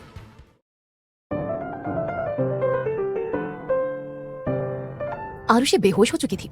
उसे तो ये तक पता नहीं था कि आगे उसके साथ क्या होने वाला था। तभी उस कमरे के बाहर से तेज चीख पुकार की आवाजें आने लगी। जो गुंडे आरुषि को लेकर आए थे वे सब जमीन पर पड़े तड़प रहे थे। उनके चेहरे पर डर और दर्द दोनों था। उन्हें मारने वाले वही लोग थे जिन्होंने बल्लू के आदमियों को बुरी तरह से पीटा था। कुछ सेकंड बाद वो लॉकेट वाला आदमी उन सबके सामने आया। उसकी आंखें नफरत से भरी हुई थी। उसने आरुषि की तरफ इशारा किया। लड़की को उठाकर गाड़ी में डालो। उसके आदमियों ने बेहोश आरुषि को उठा लिया। तभी वहाँ काली एसयूवी आकर रुकी। उन्होंने आरुषि को उसमें डाल दिया और गाड़ी रात के अंधेरे में गायब हो गई। रात के करीब 1 बज चुके थे। श्रेयस थका हुआ घर वापस आया। उसे आलिया की चिंता हो रही थी। आज कुछ ज्यादा ही लेट हो गया। आलिया को अकेले सोने की आदत नहीं है। मुझे जल्दी उसके पास जाना चाहिए। श्रेयस ने जैसे ही दरवाजा खोला उसे लिविंग रूम में हल्की रोशनी दिखी। सोफे पर शनाया आराम से सो रही थी। शनाया को पता ही नहीं चला कि कब उसकी नींद लग गई। अचानक श्रेयस की नजर उसके चेहरे पर टिक गई। तुम सच में बहुत खूबसूरत हो। यकीन नहीं हो रहा है कि मैंने किसी के साथ बस एक ही दिन में शादी कर ली। कुछ तो है जो मुझे तुम्हारी तरफ खींच रहा है। श्रेयस ने एक गहरी सांस ली। उसकी नजर फिर से शनाया के चेहरे पर टिक गई। उसके चेहरे पर एक मासूमियत थी जो श्रेयस को बेचैन कर रही थी। वो धीरे धीरे उसके पास गया। शनाया की स्कर्ट थोड़ी ऊपर खिसक गई थी और उसकी टांगे नीचे जमीन तक लटक रही थी। श्रेयस ने उसे देखकर सर हिलाया। वैसे तो इतनी बड़ी कंपनी को संभालती हो, लेकिन बिल्कुल छोटी बच्ची की तरह सोई हुई हो। ऐसे तो इसकी टांगों में दर्द हो जाएगा। मैं इसे ठीक से सुला देता हूँ। श्रेयस झुककर शनाया की टांगे ऊपर करने ही वाला था कि अचानक उसका बैलेंस बिगड़ गया और वो सीधे शनाया के ऊपर गिर गया। यही वो पल था जब उन दोनों के होंठ आपस में टकरा गए। उस टच ने जैसे श्रेयस के शरीर में एक बिजली सी दौड़ा दी। उसका दिल जोर जोर से धड़कने लगा। उसकी सांसें तेज हो गई। अनजाने में ही उसका हाथ शनाया के गाल पर चला गया। उसकी उंगलियां शनाया की सॉफ्ट स्किन को महसूस कर रही थी। वो आगे बढ़ता कि उसी पल शनाया की घबराहट भरी आवाज श्रेयस के कानों में पड़ी। नहीं, प्लीज मत जाओ। सब चले गए। आप मत जाओ, रुक जाओ। वो धीरे धीरे बड़बड़ा रही थी। शनाया का पूरा चेहरा पसीने से भीग गया था। ये देखकर श्रेयस थोड़ा सा डर गया और उसने शनाया को उठाने की कोशिश की। शनाया उठो, क्या हुआ? तुमने कोई बुरा सपना देखा क्या? लेकिन शनाया अभी तक बड़बड़ा रही थी। श्रेयस ने उसके गाल को थपथपाया। Please Shanaya, open your eyes. Shanaya ने धीरे से अपनी आंखें खोली और वो भी श्रेयस की आंखों में खो गई। उसकी सांसों की गर्मी शनाया के चेहरे को छू रही थी। उसके होंठ थरथरा रहे थे। शायद वो कुछ कहना चाहती थी लेकिन बोल नहीं पाई। लेकिन श्रेयस अभी भी घबराया हुआ था। हाँ बोलो, क्या कहना चाहती हो? शनाया कुछ कहती कि तभी आलिया की मासूम सी आवाज ने उसका ध्यान अपनी तरफ खींचा। पापा, आप दोनों क्या कर रहे हो? श्रेयस झट से पीछे हटा। उसका हाथ अब भी शनाया के गाल पर था जिसे उसने झिझकते हुए हटा लिया। शनाया गुस्से में फुसफुसाई। मेरे ऊपर से हटो। श्रेयस जैसे अभी तक किसी और दुनिया में था। क्या कहा? शनाया ने अब अपनी आवाज थोड़ी तेज की। हटो। श्रेयस तुरंत खड़ा हो गया। शनाया ने जल्दी अपने कपड़े ठीक किए और सीधी खड़ी हो गई। वो दोनों ऐसे खड़े थे जैसे दो शरारती बच्चे प्रिंसिपल के सामने पकड़े गए हों। पापा, आप कहाँ थे? मैं आपको ढूंढ रही थी। सॉरी बेटा, वो मैं काम में फंस गया था। शनाया ने घड़ी देखी। रात के 1 बज रहे थे। इतनी रात को कौन सा काम कर रहे थे? कौन सी डिलीवरी इतनी रात को दी जाती है? तभी श्रेयस ने शिद्दत से उसकी आंखों में देखा। इतनी जल्दी भी क्या है? धीरे धीरे तुम्हें सब पता चल जाएगा। वैसे मुझे लगता है कि तुम्हारे बारे में भी मुझे काफी कुछ पता करना होगा। फिर वो आलिया का हाथ पकड़कर उसे कमरे में ले गया। शनाया वहीं खड़ी थी। उसका दिल अब भी तेजी से धड़क रहा था। अचानक उसे आरुषि मित्तल की बात याद आ गई। समझ में नहीं आ रहा कि आरुषि मित्तल कहाँ चली गई। ओह गॉड, कल अभय इस बात का इशू जरूर बनाएगा। पता नहीं मैं मीडिया के सामने क्या कहूंगी। वहीं श्रेयस आलिया के साथ बेड पर लेटा हुआ था। अचानक ही उसका हाथ होठों पर चला गया। हमारा फर्स्ट केस। लेकिन तभी वो अपने ख्यालों से बाहर आया और उसने खुद को ही डांटा। नहीं, तुम्हें कोई हक नहीं है उसके इतने करीब जाने का। ये शादी सिर्फ एक नाटक है। मुझे शनाया के मकसद के बारे में पता करना होगा कि ऐसी कौन सी मजबूरी थी जो उसे शादी करनी पड़ी। इसी तरह से ये रात गुजर गई। शनाया और श्रेयस ने जागते जागते ही पूरी रात काट दी। वहीं दूसरी तरफ आरुषि एक 5 स्टार होटल के बड़े से रूम में आराम से सो रही थी। सुबह की धूप हल्की सी पर्दों से झांक रही थी। जैसे ही आरुषि की आंख खुली तो खुद को एक अजनबी होटल के कमरे में देखकर वो घबरा गई। तभी उसने अपना सर पकड़ लिया। मेरा सर इतना भारी क्यों लग रहा है? लगता है जैसे दर्द से फट जाएगा। तभी आरुषि को याद आया कि एक रात पहले उसके साथ क्या हुआ था। कैसे कुछ गुंडों से किडनैप करके उस गंदी सी जगह पर ले गए थे। और तभी उस होटल में खुद को देखकर वो डर गई। जो पहला ख्याल उसके दिल में आया, उसे सोचते ही आरुषि की आत्मा भी कांप उठी और उसने जल्दी से अपनी चादर के अंदर झांक कर देखा। थैंक गॉड मेरे कपड़े ठीक हैं। इसका मतलब मेरे साथ कुछ उल्टा सीधा नहीं हुआ है। फिर मैं यहाँ क्या कर रही हूँ? और वो लॉकेट वाला आदमी कौन था? क्या उसने मुझे बचाया है? ऐसा है तो वो नजर क्यों नहीं आ रहा है? तभी एक रूम अटेंडेंट वहाँ आई और उसे नींबू पानी देकर चली गई। फिर आरुषि के फोन में एक मैसेज आया और उसे पढ़ते ही आरुषि के चेहरे के एक्सप्रेशंस एकदम चेंज हो गए। उसका चेहरा बिल्कुल सीरियस था। उसने एक बार फिर से मैसेज को पढ़ा। तुम्हें बचाने वाली शनाया सिंघानिया थी, लेकिन अब तुम्हें उसे बचाना होगा। अब है और डी के मिलकर उसका रेजिग्नेशन मांग रहे हैं। तुम्हारे गायब होने की खबर मीडिया में फैल चुकी है। इससे पहले कि पूरी मीडिया के सामने सिंघानिया इंडस्ट्री का नाम खराब हो, तुम्हें कुछ करना होगा। आरुषि ने तुरंत किसी को कॉल किया। I need you to pick me up now. कुछ ही देर में एक ब्लैक लग्जरी कार होटल के गेट पर आकर रुकी। आरुषि उसमें बैठ गई और गाड़ी वहाँ से निकल गई। थोड़ा जल्दी करो। मैम मैं शॉर्टकट से लेकर चलता हूँ, लेकिन वो थोड़ा जंगल वाला रास्ता है। कोई बात नहीं, तुम वहीं से चलो। ड्राइवर ने गाड़ी शॉर्टकट की तरफ मोड़ दी। वैसे तो आप स्मार्ट हो, पर अगर गलती से सब्सक्राइब करना भूल गए हो तो अभी कर लो प्लीज, एंड बेल आइकन भी दबा देना, नहीं तो अगली स्टोरी मिस कर दोगे। देखो, जितना ज्यादा सपोर्ट मिलेगा उतनी जल्दी नए एपिसोड्स आएंगे, तो अब दोस्तों को भी बुलाओ और मिलके हमें सपोर्ट करो। गाड़ी एक कच्चे रास्ते पर मोड़ ली। उसकी गाड़ी हवा से बातें करते हुए जा रही थी कि अचानक कार तेज झटके के साथ रुक गई। झटका लगते ही पीछे बैठी आरुषि का सर सीट पर जा लगा और वो ड्राइवर को देखकर गुस्से से चिल्लाई। कैसे गाड़ी चला रहे हो तुम? अभी मुझे चोट लग जाती। मुझे जल्दी पहुंचना है, इसका मतलब ये नहीं है कि तुम एक्सीडेंट कर दो, समझे? तभी ड्राइवर ने डरते डरते अपनी उंगली सामने की तरफ पॉइंट की। मैम मैंने जानबूझकर गाड़ी नहीं रोकी, जरा सामने देखिए। सामने देखते ही आरुषि के होश उड़ गए और वो पूरी तरह से डर गई। उनकी गाड़ी के सामने लगभग 8-10 गुंडे हाथ में हथियार लेकर खड़े थे और वो धीरे धीरे आरुषि की तरफ बढ़ने लगे। तभी ड्राइवर आरुषि को देखकर जोर से चिल्लाया। मैम आप पीछे का दरवाजा खोलकर भाग जाइए, इससे पहले कि ये लोग यहाँ आए। आप गाड़ी से निकल जाइए, बाकी मैं संभाल लूंगा, जाइए। आरुषि डर के मारे कांप रही थी। अभी अभी वो बेचारी एक खतरे से बचकर आई थी और अब दूसरा खतरा उसके सामने खड़ा था। उसे कुछ समझ में नहीं आया और उसने पिछला दरवाजा खोलने की कोशिश की, लेकिन घबराहट के मारे उसके हाथ कांप रहे थे। वहीं दूसरी तरफ वो गुंडे धीरे धीरे उसकी गाड़ी की तरफ आ रहे थे। आरुषि की आंखों से आंसू बहने लगे। ये दरवाजा क्यों नहीं खुल रहा है?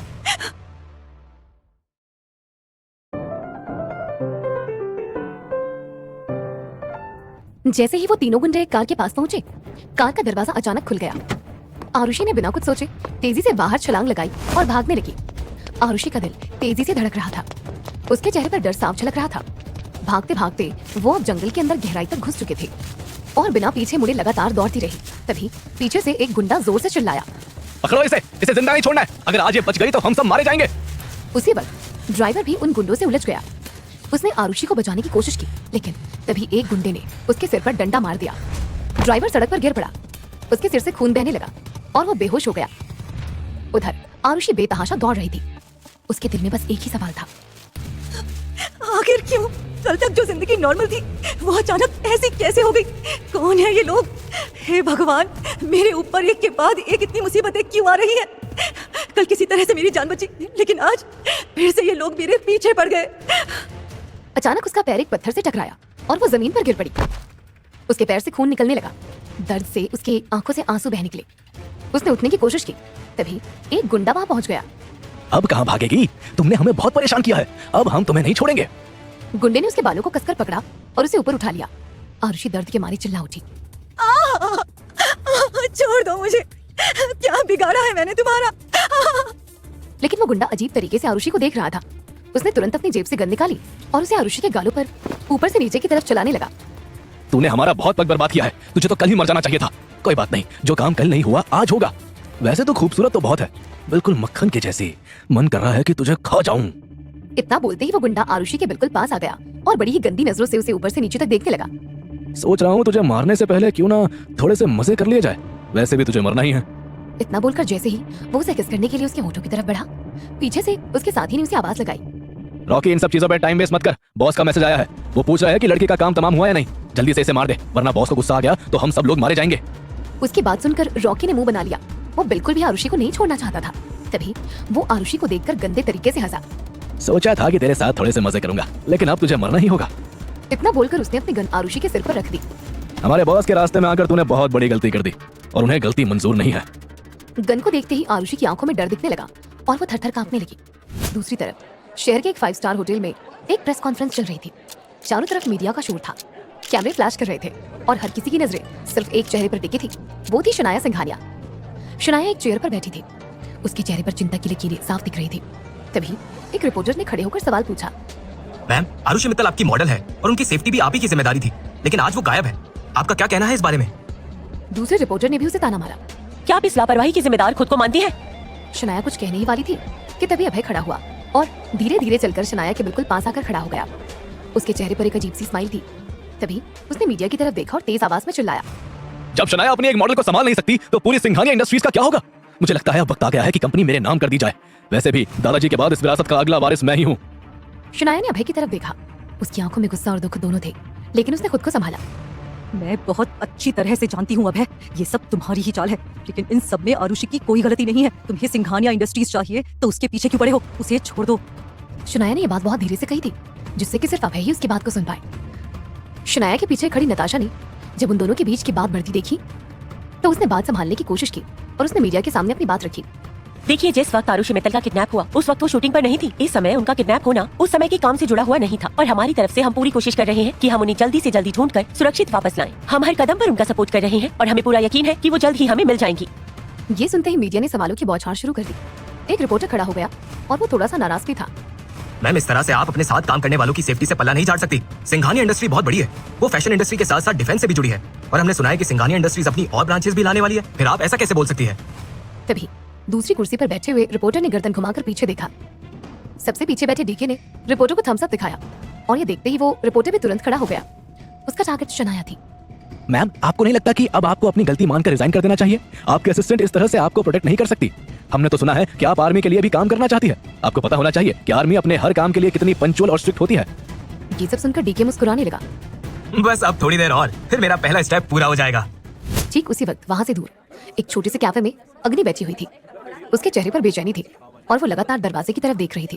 कुछ देर बाद एक लड़का उसके पास आया और हल्के से उसके सिर पर हल्की सी चपत मारी। ए फायर गर्ल, इतने गुस्से में क्यों? अग्नि ने गुस्से से उसकी तरफ देखा। व्योम, ये कोई मजाक नहीं है। तुम लेट हो। हमारी प्रोफेशन में लेट आना मतलब सब कुछ खत्म। रिलैक्स, मैं जिस काम के लिए गया था वो पूरा करके आया हूँ। ये बोलकर उसने एक लिफाफा अग्नि को थमा दिया। अग्नि ने लिफाफा खोला और अंदर मौजूद फोटोज और डॉक्यूमेंट्स को देखकर चौंक गई। ओह माय गॉड, ये तो वही आदमी है जिसने आरुषि को फॉलो किया था। और ये उसके चेहरे पर सुकून सा आ गया। चीफ ये सब देखेंगे तो खुश हो जाएंगे। अब हमें उन्हें ये सब देना होगा। बट केयरफुल अग्नि, अब हम बहुत बड़े जाल में घुस चुके हैं। पीछे मुड़ना इम्पॉसिबल है। दूसरी तरफ प्रेस कॉन्फ्रेंस में शनाया के सामने उसकी कंपनी के पेपर्स रखे थे, जिनके ऊपर उसे साइन करने के लिए फोर्स किया जा रहा था, लेकिन उसके हाथ कांप रहे थे। ओह कम ऑन शनाया, मेरे हाथों में सिंघानिया इंडस्ट्री तुमसे ज्यादा सेफ रहेगी। Come on, sign it. Shanaya ने जैसे ही कांपते हाथों से उस पेन को उठाया, तभी दरवाजा तेजी से खुला और एक तेज आवाज गूंजी। रुक जाओ। अचानक सब लोगों ने मुड़कर दरवाजे की तरफ देखा, जहाँ टॉप मॉडल आरुषि मित्तल खड़ी थी। उसके चेहरे पर मिट्टी लगी थी, कपड़े फटे हुए थे और पैर पर पट्टी बंधी थी जिससे खून बह रहा था। आरुषि ने अपने फटे हुए कपड़ों के ऊपर एक शर्ट पहनी हुई थी जो किसी आदमी की थी। उसे देखते ही सब लोग एक साथ चिल्लाए, आरुषि मित्तल। शनाया की आंखों से आंसू निकल गए। उसने दौड़कर आरुषि को गले लगाया। तुम ठीक हो? कहाँ थी तुम? किसी ने मुझे मारने की साजिश की थी। ये सुनकर अभय के चेहरे का रंग उड़ गया और मीडिया के सवाल शुरू हो गए। किसने किया ये सब? क्या आपके पास सबूत है? क्या सिंघानिया इंडस्ट्री के अंदर साजिश हुई है? और सबसे बड़ा सवाल, आपको किसने बचाया? धीरे धीरे सबको सच पता चल जाएगा और मुझे बचाने वाली है शनाया सिंघानिया।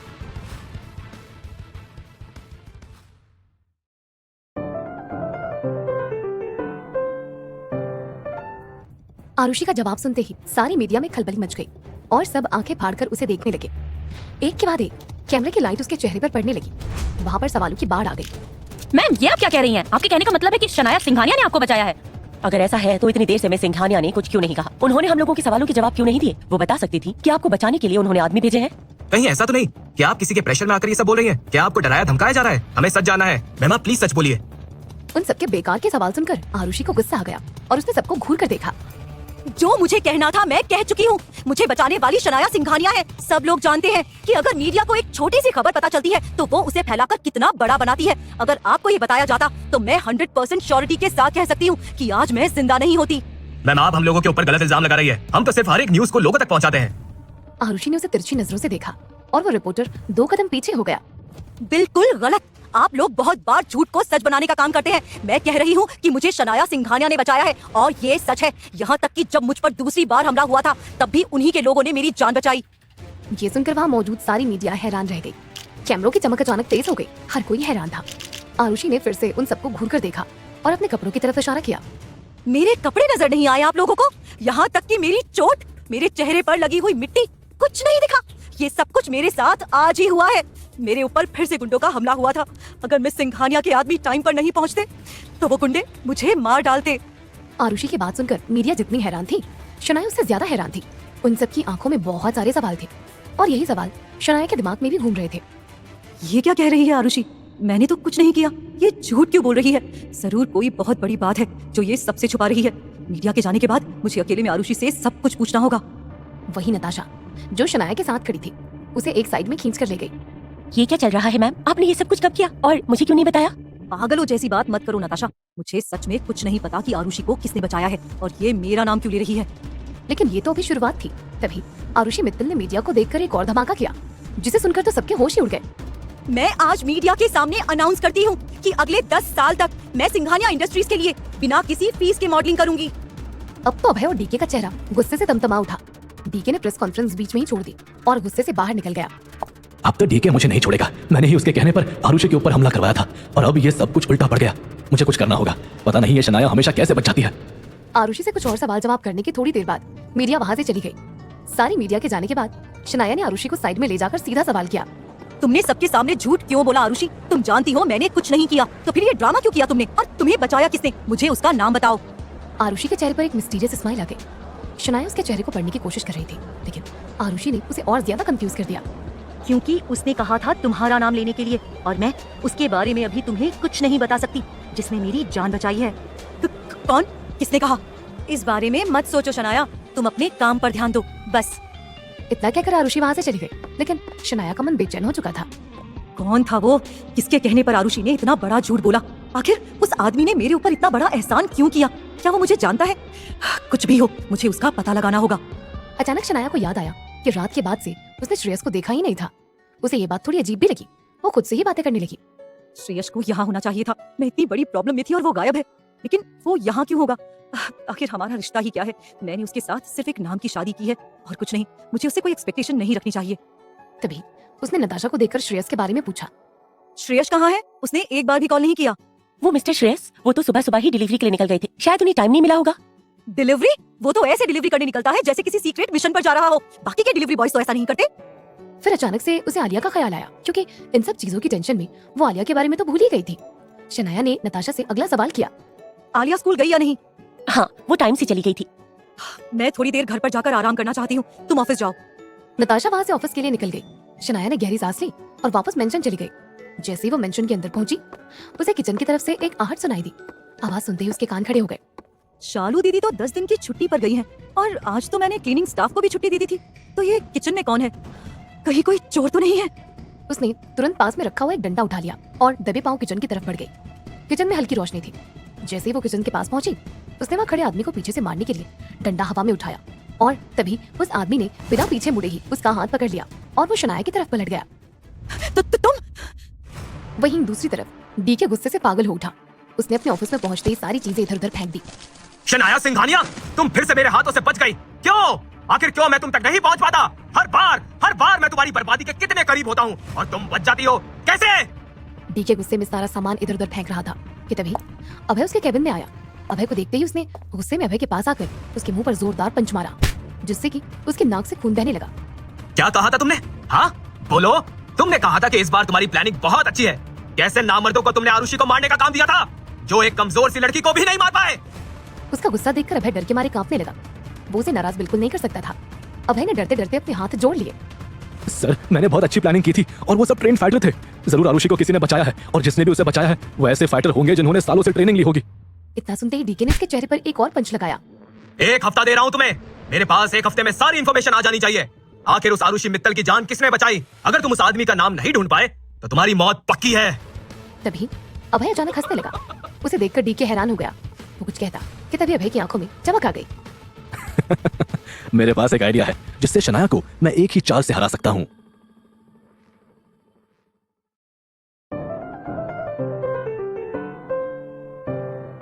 शनाया हैरानी से अपने सामने खड़े श्रेयस को देख रही थी। तो तुम कब आए और यहाँ चोरों की तरह किचन में क्या कर रहे हो? श्रेयस उसे देखकर मुस्कुराने लगा। शायद उसे भूख लगी थी, इसीलिए वो किचन में कुछ बना रहा था। लेकिन वो शनाया को देखकर थोड़ा सा हैरान भी था। पहले तुम ये बताओ कि तुम यहाँ क्या कर रही हो? तुम्हें तो इस वक्त ऑफिस में होना चाहिए था ना। और रही मेरी बात, तो मैं अभी थोड़ी देर पहले ही लौटा था। भूख लगी थी तो कुछ बनाने आ गया। तभी शनाया को खाने की खुशबू आई जो बहुत टेस्टी लग रहा था। उसने किचन काउंटर की तरफ झांकने की कोशिश की। हाँ, वो मेरा मन नहीं था ऑफिस जाने का, इसलिए मैं घर वापस आ गई। वैसे तुम बना क्या रहे हो? तुम्हें खाना बनाना आता है? श्रेयस ने एक प्लेट में पास्ता डालकर शनाया की तरफ बढ़ा दिया। मुझे खाना बनाना आता है। टेस्ट करके बताओ कैसा बना है।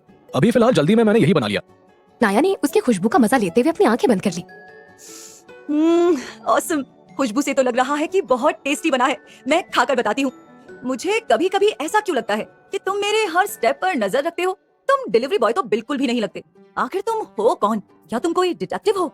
तुमने बिल्कुल ठीक कहा। मैं डिलीवरी बॉय हूँ ही नहीं, और मैंने तुम्हारे पीछे जासूस लगाया है। वो मुझे सब बताते हैं कि तुम क्या खाती हो, क्या सोचती हो और कहाँ जाती हो। शनाया कुछ पल तक उसे बस देखती रह गई। उसकी आंखें श्रेयस की आंखों से टकराई और वक्त जैसे थम सा गया। फिर अचानक उसे कुछ याद आया।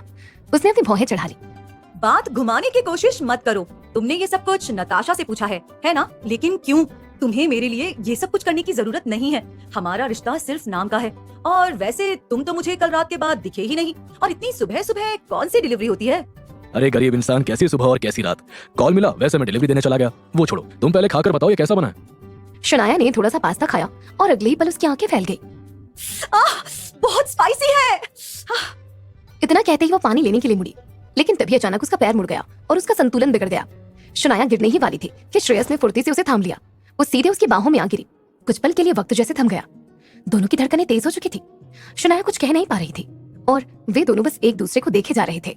उनके चेहरों के बीच महज कुछ इंच की दूरी थी। उनकी आंखों में भावनाओं का सैलाब साफ झलक रहा था।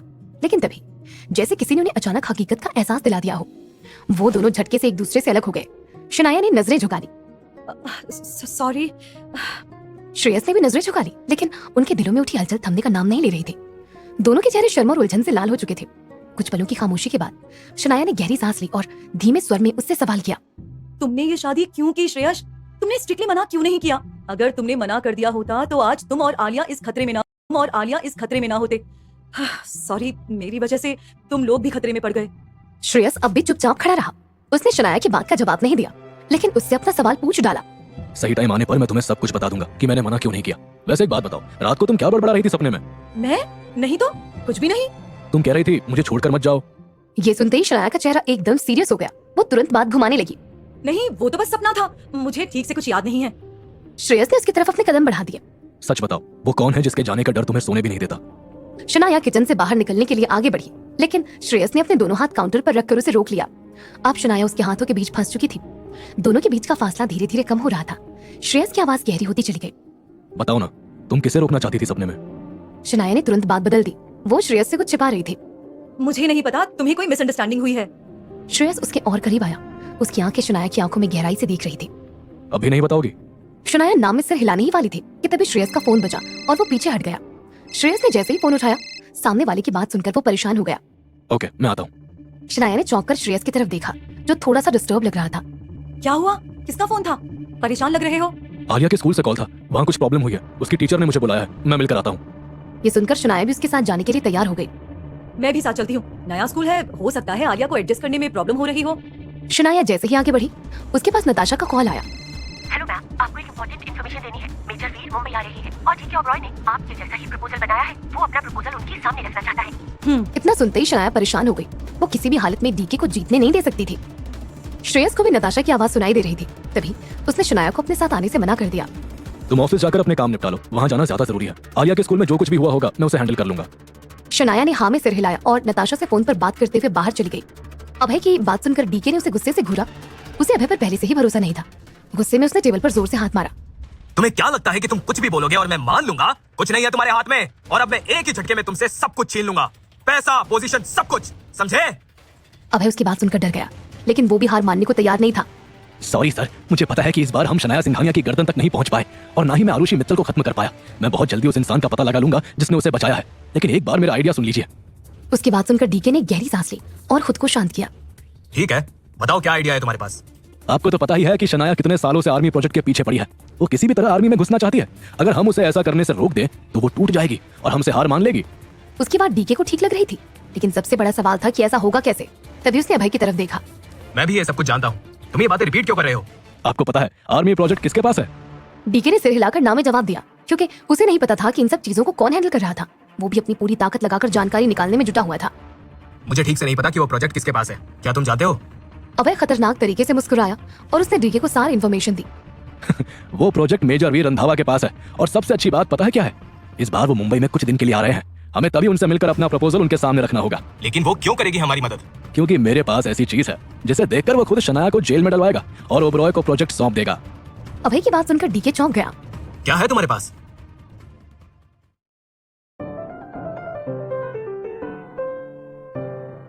श्रेयस तेज कदमों से स्कूल में दाखिल हुआ। उसके चेहरे पर चिंता की लकीरें साफ नजर आ रही थी। आलिया की टीचर ने जिस तरह उससे बात की थी, उसी बात ने उसे बेचैन कर दिया था। वो सीधे स्टाफ रूम की ओर बढ़ा, जहां टीचर ने उसे बुलाया था। जैसे ही उसने अंदर कदम रखा, उसकी नजर आलिया की टीचर पर पड़ी, जो उस वक्त आलिया को डांट रही थी। I will not tolerate this behaviour Alia. तुमने नमश को क्यों मारा? देखो देखो जरा, उसके चेहरे पर निशान पड़ गया है। क्या तुम्हें इतनी भी तमीज नहीं है कि अपने क्लासमेट या फिर किसी पर भी हाथ नहीं उठाते? लेकिन आलिया ने कुछ नहीं कहा, वो चुप थी। ये देखकर टीचर को और ज्यादा गुस्सा आया और वो जोर से चिल्लाई, आलिया जवाब दो, तुमने क्यों मारा है नमश को? टीचर आलिया के ऊपर और ज्यादा गुस्सा करती कि तभी श्रेयस जोर से चिल्लाया। वेट! इतना बोलकर वो जल्दी से आलिया के पास आया और उसने टीचर की तरफ देखा, जो काफी गुस्से में लग रही थी। आप एक छोटी सी बच्ची के साथ इस तरह से बात कैसे कर सकती है? क्या आपने एक बार भी आलिया से ये जानने की कोशिश की कि उसने सच में नमश को मारा भी है या नहीं? आपको किसने बताया कि मेरी बेटी ने इस बच्चे को मारा है? इसमें पूछने वाली कौन सी बात है? नमश ने मुझे बताया। वो कभी झूठ नहीं बोलता, मुझे उसकी बात पर पूरा भरोसा है। इतना सुनते ही श्रेयस के चेहरे पर एक तीखी सी मुस्कुराहट आ गई। आपको इस बच्चे पर भरोसा है, लेकिन मेरी बेटी पर नहीं। उसने कहा और आपने सीधा मेरी बेटी पर इल्जाम लगा दिया। ये तो बहुत गलत बात है।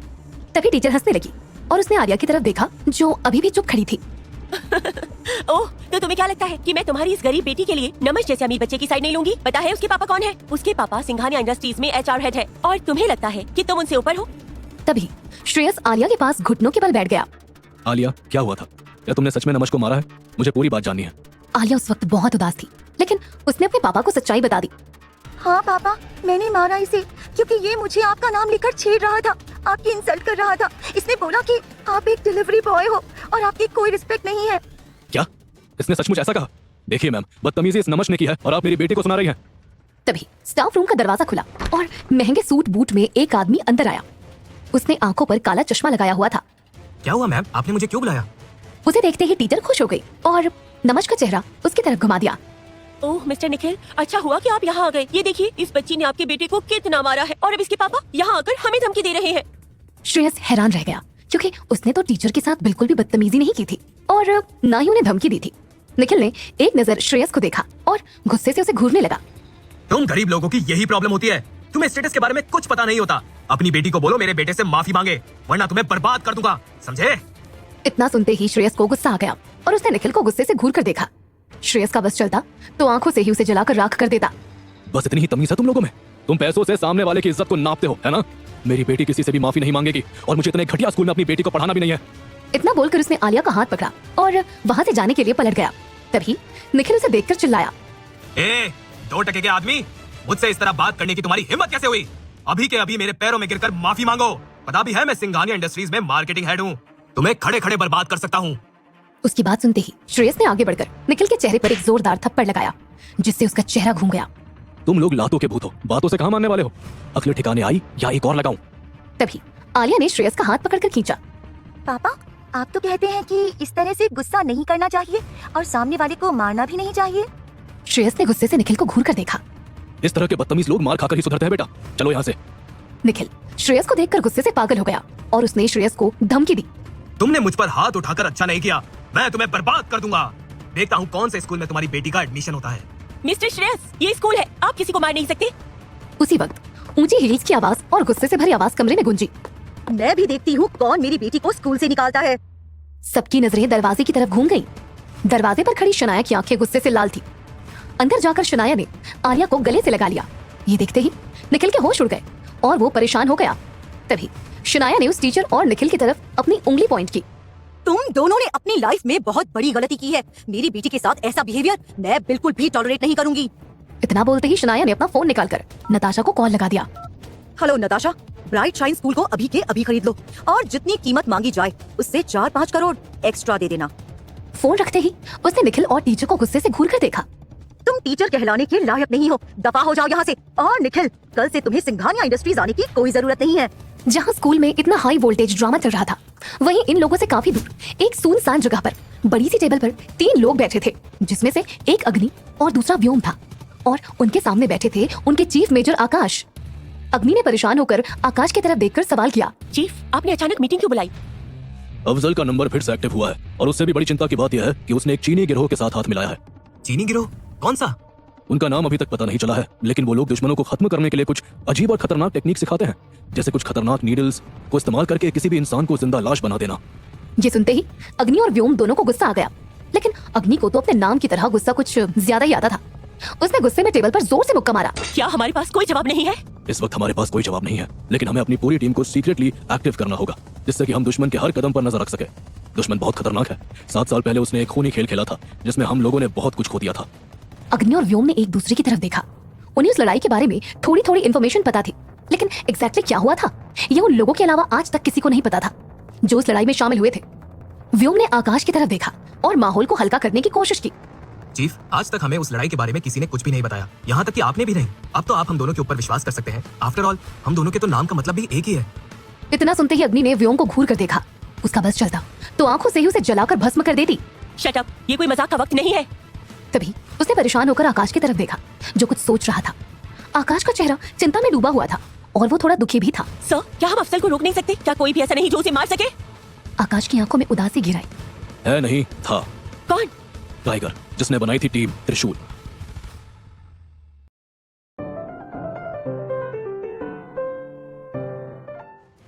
स्कूल से निकलते ही शनाया ने फिर से नताशा को कॉल किया। हेलो नताशा, तुम सिंघानिया मेंशन पहुंचो, हमारी बात अधूरी रह गई थी, मैं वहीं पर तुमसे बात करती हूँ। शनाया आलिया को लेकर वहां से निकल गई, लेकिन निखिल अभी तक अपनी जगह पर ही खड़ा हुआ था। वो गुस्से से श्रेयस को घूर रहा था। तुमने मेरी इंसल्ट करके बहुत बड़ी गलती की है। तुम्हें इसकी बहुत जल्द बहुत बड़ी कीमत चुकानी होगी, याद रखना। इतना बोलकर वो भी अपने बेटे नमश को लेकर स्कूल से चला गया। श्रेयस गुस्से से उसे जाते हुए देख रहा था कि तभी श्रेयस का मोबाइल फिर से वाइब्रेट हुआ। उसने जेब से फोन निकाला और स्क्रीन पर नजर डाली। नया ऑर्डर आया है। एड्रेस क्या है? Block 12 west end colony. Shreyas गहरी सांस लेकर बड़बड़ाया। चलो पहले ड्यूटी निभाने चलता हूँ, फिर आलिया और शनाया के पास जाऊंगा। दूसरी तरफ शनाया नताशा के सामने बैठी थी। नताशा काफी परेशान लग रही थी। तभी शनाया ने उसे देखकर सवाल किया, तुम ऑफिस में मुझे कुछ बता रही थी, लेकिन मुझे स्कूल जाना पड़ा। अब बोलो क्या बात थी? शनाया, मेजर वीर रंधावा मुंबई आ रहे हैं। यहाँ उनका अपना घर है और इस बार वो किसी फैमिली फंक्शन के लिए घर वापस आ रहे हैं। लेकिन अंदर की बात ये है कि जी के ओबरॉय उनके घर जाकर अपना प्रपोजल उनके सामने रखने वाला है। ये सुनते ही शनाया एकदम से परेशान हो गई, क्योंकि अगर डीके अपने इरादों में कामयाब हो जाता तो वो सिंघानिया इंडस्ट्री के साथ साथ और लोगों के लिए भी खतरा बन सकता था। नताशा, ऐसा नहीं हो सकता। मुझे डीके से पहले अपना प्रपोजल मेजर वीर के सामने रखना होगा। तुम्हें उनके बारे में और कुछ पता है? आई मीन उनका background, anything about him. Natasha ने एक फाइल उसके सामने रख दी। शनाया ने जैसे ही फाइल के पन्ने पलटने शुरू किए, उसके माथे पर पसीना छलक उठा। It means he is one of the strongest pillar of the Indian army. Natasha ने अपनी गर्दन हिला दी।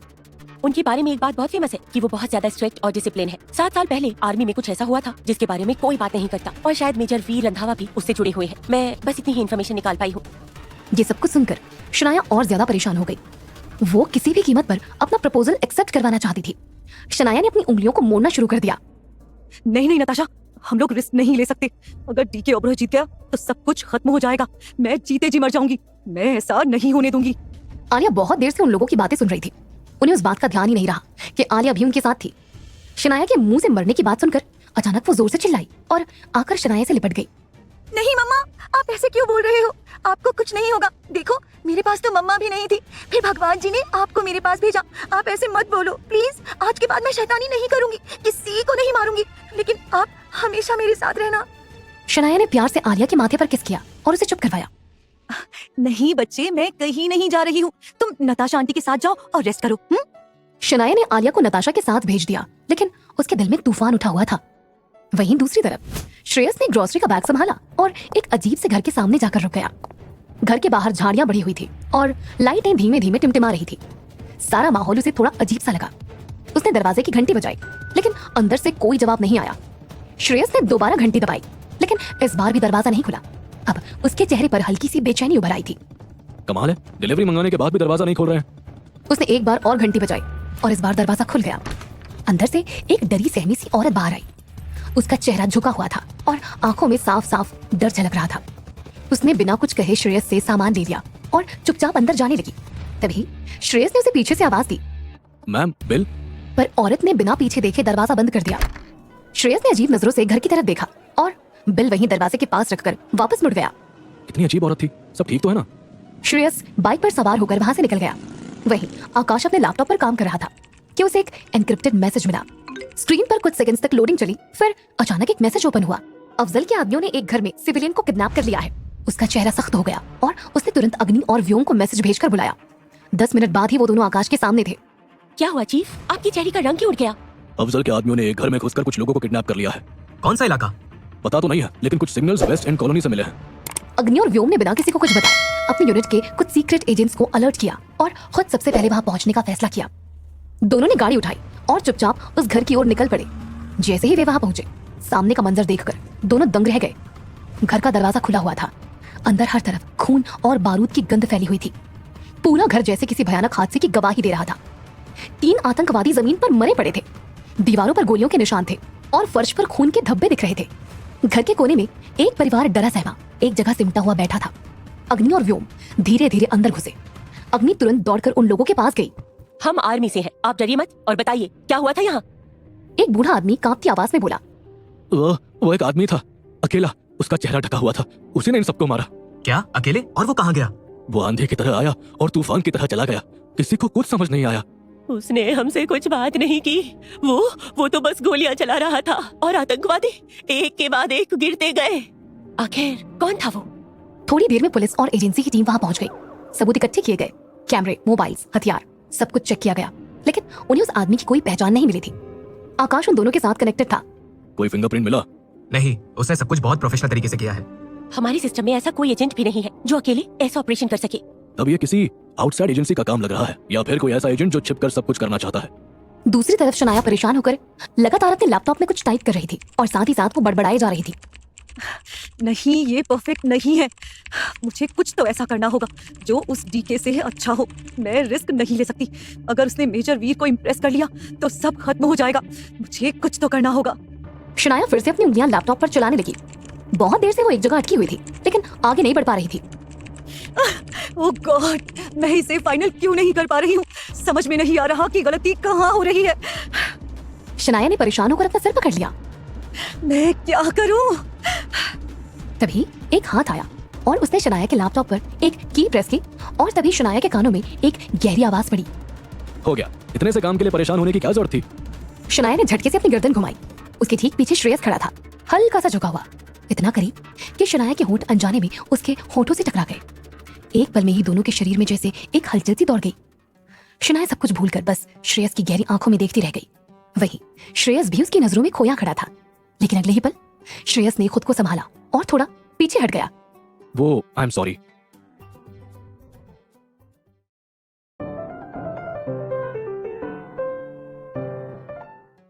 उस एक्सीडेंटल किस की वजह से दोनों ही थोड़े से एम्बैरेस्ड महसूस कर रहे थे।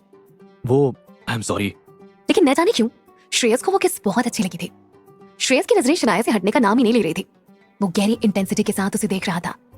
वो सच में इतनी खूबसूरत लग रही थी कि जिसे भी वो एक बार देख ले वो उसे पाने के लिए सब कुछ छोड़ने को तैयार हो जाए। शनाया भी उसकी नजरों की गर्माहट को महसूस कर रही थी।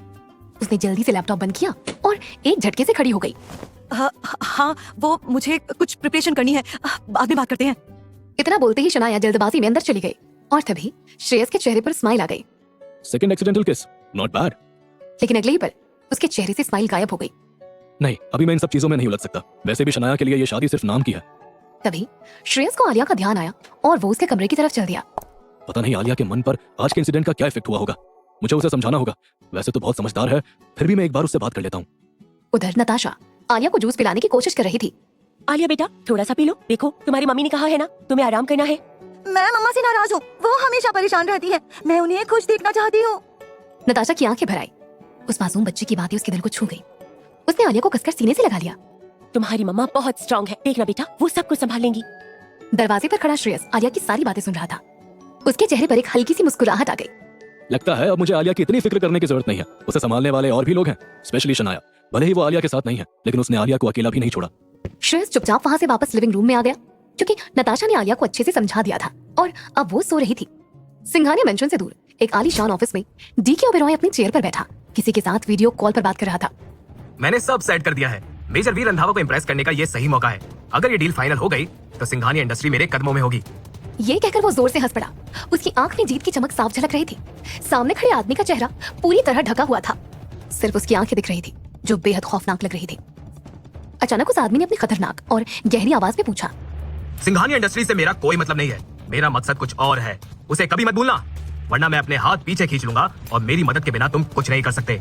एक बात बताओ, अगर वो शनाया तुमसे पहले उस वीर तक पहुंच गई तो? इतना सुनते ही डीके हंसने लगा और उसे हंसता हुआ देखकर सामने वाले आदमी को गुस्सा आ गया। हंसने की कौन सी बात है इसमें? जो पूछा है उसका जवाब दो। क्या तुम्हारी तैयारी पूरी है? डेफिनेटली मेरी तैयारी पूरी है और शनाया के पास ऐसा कुछ नहीं है जिससे कि वो मेरे सामने टिक सके, और अगर उसने ज्यादा दिमाग लगाया तो बिना वक्त गवाए उसे हमारे रास्ते से हटा दूंगा। दूसरी तरफ मुंबई एयरपोर्ट पर आर्मी की ड्रेस में एक लंबा सख्त चेहरे वाला अनुभवी ऑफिसर तेजी से बाहर निकला। उसकी चाल में एक अलग ही रौब और शान थी। उसके पीछे 2 कमांडो चल रहे थे। वो कोई और नहीं, मेजर वीर रंधावा थे। हर कदम पर लोग उनकी ओर देख रहे थे। तभी एक जवान दौड़ते हुए उनके पास आया। सर, गाड़ी तैयार है। वीर ने सिर हिलाया और चुपचाप गाड़ी में बैठ गया। तभी उसने ड्राइवर को गाड़ी स्टार्ट करने का ऑर्डर दिया। घर चलो, बहुत वक्त हो गया। शनाया के चेहरे से स्माइल जाने का नाम ही नहीं ले रही थी। उसने अपनी उंगली से अपने होंठ को टच किया। क्या ये मेरा पहला किस था? मैं उसकी तरफ अट्रैक्ट होने लगी हूँ। वो मेरी परेशानी को कितनी अच्छी तरह से समझता है। क्या मुझे इस नकली रिश्ते को एक असली नाम दे देना चाहिए? लेकिन ऐसा क्यों लगता है कि श्रेयस अपनी असलियत मुझसे छुपा रहा है? क्या वो सच में एक डिलीवरी बॉय है? तभी शनाया को अचानक याद आया कि थोड़ी देर पहले वो क्या कर रही थी। उसने झट से अपना लैपटॉप फिर से ऑन किया और कंप्यूटर स्क्रीन पर नजरें गड़ाकर दोबारा काम में जुट गई। मुझे वीर रंधावा को इम्प्रेस करना ही होगा। उन्हें दिखाने के लिए मैं सबसे अच्छी प्रेजेंटेशन बनाऊंगी, लेकिन मुझे कुछ यूनिक करना होगा। तो यूनिक मैं हूं ना, मुझे प्रेजेंटेशन में डाल दो। अचानक शनाया के कानों में श्रेयस की आवाज पड़ी, जो उसके ठीक पीछे खड़ा मुस्कुरा रहा था। उसे देखकर शनाया एक पल के लिए तो हड़बड़ा गई, लेकिन उसने अगले ही पल खुद को नॉर्मल कर लिया और श्रेयस को उसी टोन में जवाब दिया। अच्छा आइडिया है। तुम्हारी शक्ल दिखाकर बोल दो कि यही है सिंघानिया की सबसे बड़ी ताकत। श्रेयस थोड़ा सा सीरियस हो गया और अचानक उसने शनाया का हाथ अपने हाथों में थाम लिया। मुझे पता है कि हमारी शादी बस कुछ दिनों की है, लेकिन फिलहाल तुम मेरी पत्नी हो और मुझे अपनी पत्नी की चिंता करने से कोई नहीं रोक सकता। इसलिए बोल रहा हूँ, प्रॉमिस मी, चाहे कुछ भी हो जाए उनसे अकेले लड़ने की कोशिश मत करना। शनाया ने धीरे से सिर हिलाया, जैसे उसने चुपचाप हाँ कहा हो। श्रेयस का उसकी चिंता करना शनाया को बहुत अच्छा लगा था। पता नहीं क्यों उसकी आंखें हल्की सी नम हो गई। जाने कितने समय के बाद किसी ने उसकी इतनी गहरी चिंता की थी। मैं प्रॉमिस करती हूँ। तभी श्रेयस ने लैपटॉप बंद करके रख दिया। अब तुम्हें सो जाना चाहिए। देखो रात हो चुकी है। मुझे लगता है तुम पूरे दिन से इस लैपटॉप को ही लेकर बैठी हो। चिंता मत करो, सब ठीक हो जाएगा। वैसे तुमने आलिया के लिए जो कुछ भी किया उसके लिए थैंक्स। इतना सुनते ही शनाया ने उसे घूर कर देखा। एक्सक्यूज मी, थैंक्स बोलने की कोई जरूरत नहीं है। वो मेरी भी कुछ लगती है। भले ही तुम्हारे लिए ये रिश्ता मायने नहीं रखता, लेकिन आलिया को मैंने दिल से अपना माना है, समझे? शनाया की बात सुनते ही श्रेयस के चेहरे पर एक हल्की सी मुस्कान आ गई। उसे बहुत अच्छा लगा था कि शनाया ने आलिया के लिए इतनी परवाह दिखाई। वो शनाया को गुड नाइट कहकर आलिया के कमरे में चला गया। नताशा आलिया को सुलाकर जा चुकी थी। नताशा भी शनाया के साथ सिंघानिया मेंशन में ही रहती थी और उसकी फैमिली का कोई भी सदस्य यहाँ नहीं था। श्रेयस आलिया के पास जाकर बिस्तर पर लेट गया, लेकिन उसकी आंखों में नींद का नामो निशान नहीं था। वो कुछ सोच रहा था जो उसकी आंखों में साफ दिखाई दे रहा था। पता नहीं क्यों मैं ना चाहते हुए भी शनाया की तरफ खींचा जा रहा हूँ। क्या ये सब कुछ सही है? वहीं आकाश को एक और एनक्रिप्टेड मैसेज मिला। मेजर वीर रंधावा के खिलाफ साजिश रची जा रही है। कोई पुराना दुश्मन फिर से सर उठा रहा है। कोई दोस्त बनकर पीठ में छुरा घोंपने को तैयार है। आकाश ने माथा पकड़ लिया और तुरंत अग्नि और व्योम को बुलाया। अग्नि ने आते ही सवाल पूछने शुरू कर दिए। क्या हुआ चीफ, कुछ गड़बड़ है? हमें मेजर वीर की सुरक्षा बढ़ानी होगी। मुझे शक है कि दुश्मन को उनके मुंबई में आने का पता चल चुका है। वो कोई बड़ी साजिश रच रहा है। चाहे वो कोई भी हो, इस बार हमारे हाथों से नहीं बचेगा। वैसे चीफ, क्या मेजर वीर ने भी टाइगर को देखा था? वो उनके दोस्त थे? दोस्त नहीं, सबसे बड़ा कॉम्पिटिटर। अगले दिन सुबह नताशा को एक कॉल आया। वो घबराई और तुरंत शनाया के पास चली गई। Shanaya, you know what? DK Oberoi वो आज सुबह ही वीर रंधावा से मिलने चला गया है। शनाया के हाथ से कॉफी का कप गिर गया। क्या? नहीं, मैं अभी तैयार नहीं हूँ। देखो तुम्हें जाना ही होगा, और वो भी अभी, क्योंकि ये आखिरी मौका है। श्रेयस ने शनाया के कंधे पर हाथ रखा। चलो हम साथ चलेंगे, मैं तुम्हें अकेले नहीं जाने दूंगा। वीर रंधावा अपने ड्राइंग रूम में बैठकर डीके की बात सुन रहा था। डीके के साथ वहाँ अभय और ईशान भी मौजूद थे, जो डीके की बातों पर सहमति जता रहे थे। सर, मेरा प्रपोजल आपके लिए सबसे अच्छा रहेगा। तभी तेज कदमों के साथ चलते हुए शनाया और श्रेयस वहाँ आए। शनाया उनके सामने आकर खड़ी हो गई। मेजर वीर रंधावा, मुझे आपसे कुछ कहना है।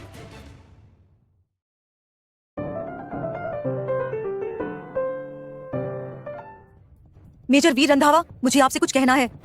शनाया को देखते ही डीके झटके से खड़ा हो गया और गुस्से में उसने पीछे खड़े ईशान और अभय को कड़ी नजरों से घूरा। वहीं वीर बिना कुछ बोले अभी भी शनाया को देख रहा था, जैसे वो उसकी हर एक हरकत पर नजर रखे हुए हो। क्या आपने अपॉइंटमेंट लिया है? शनाया जल्दी से आगे आई। Yes, Major Veer. I have scheduled the appointment for this meeting. Okay, then please wait for a moment. I will listen to you after him. Mr. DK, please sit and continue. ये सुनते ही DK के चेहरे पर एक खतरनाक मुस्कान फैल गई और उसने शनाया को घूरते हुए टेबल पर पड़े लैपटॉप की तरफ इशारा किया। मसलन वो शनाया को एक खामोश चेतावनी दे रहा था, लेकिन शनाया ऐसा होने नहीं दे सकती थी।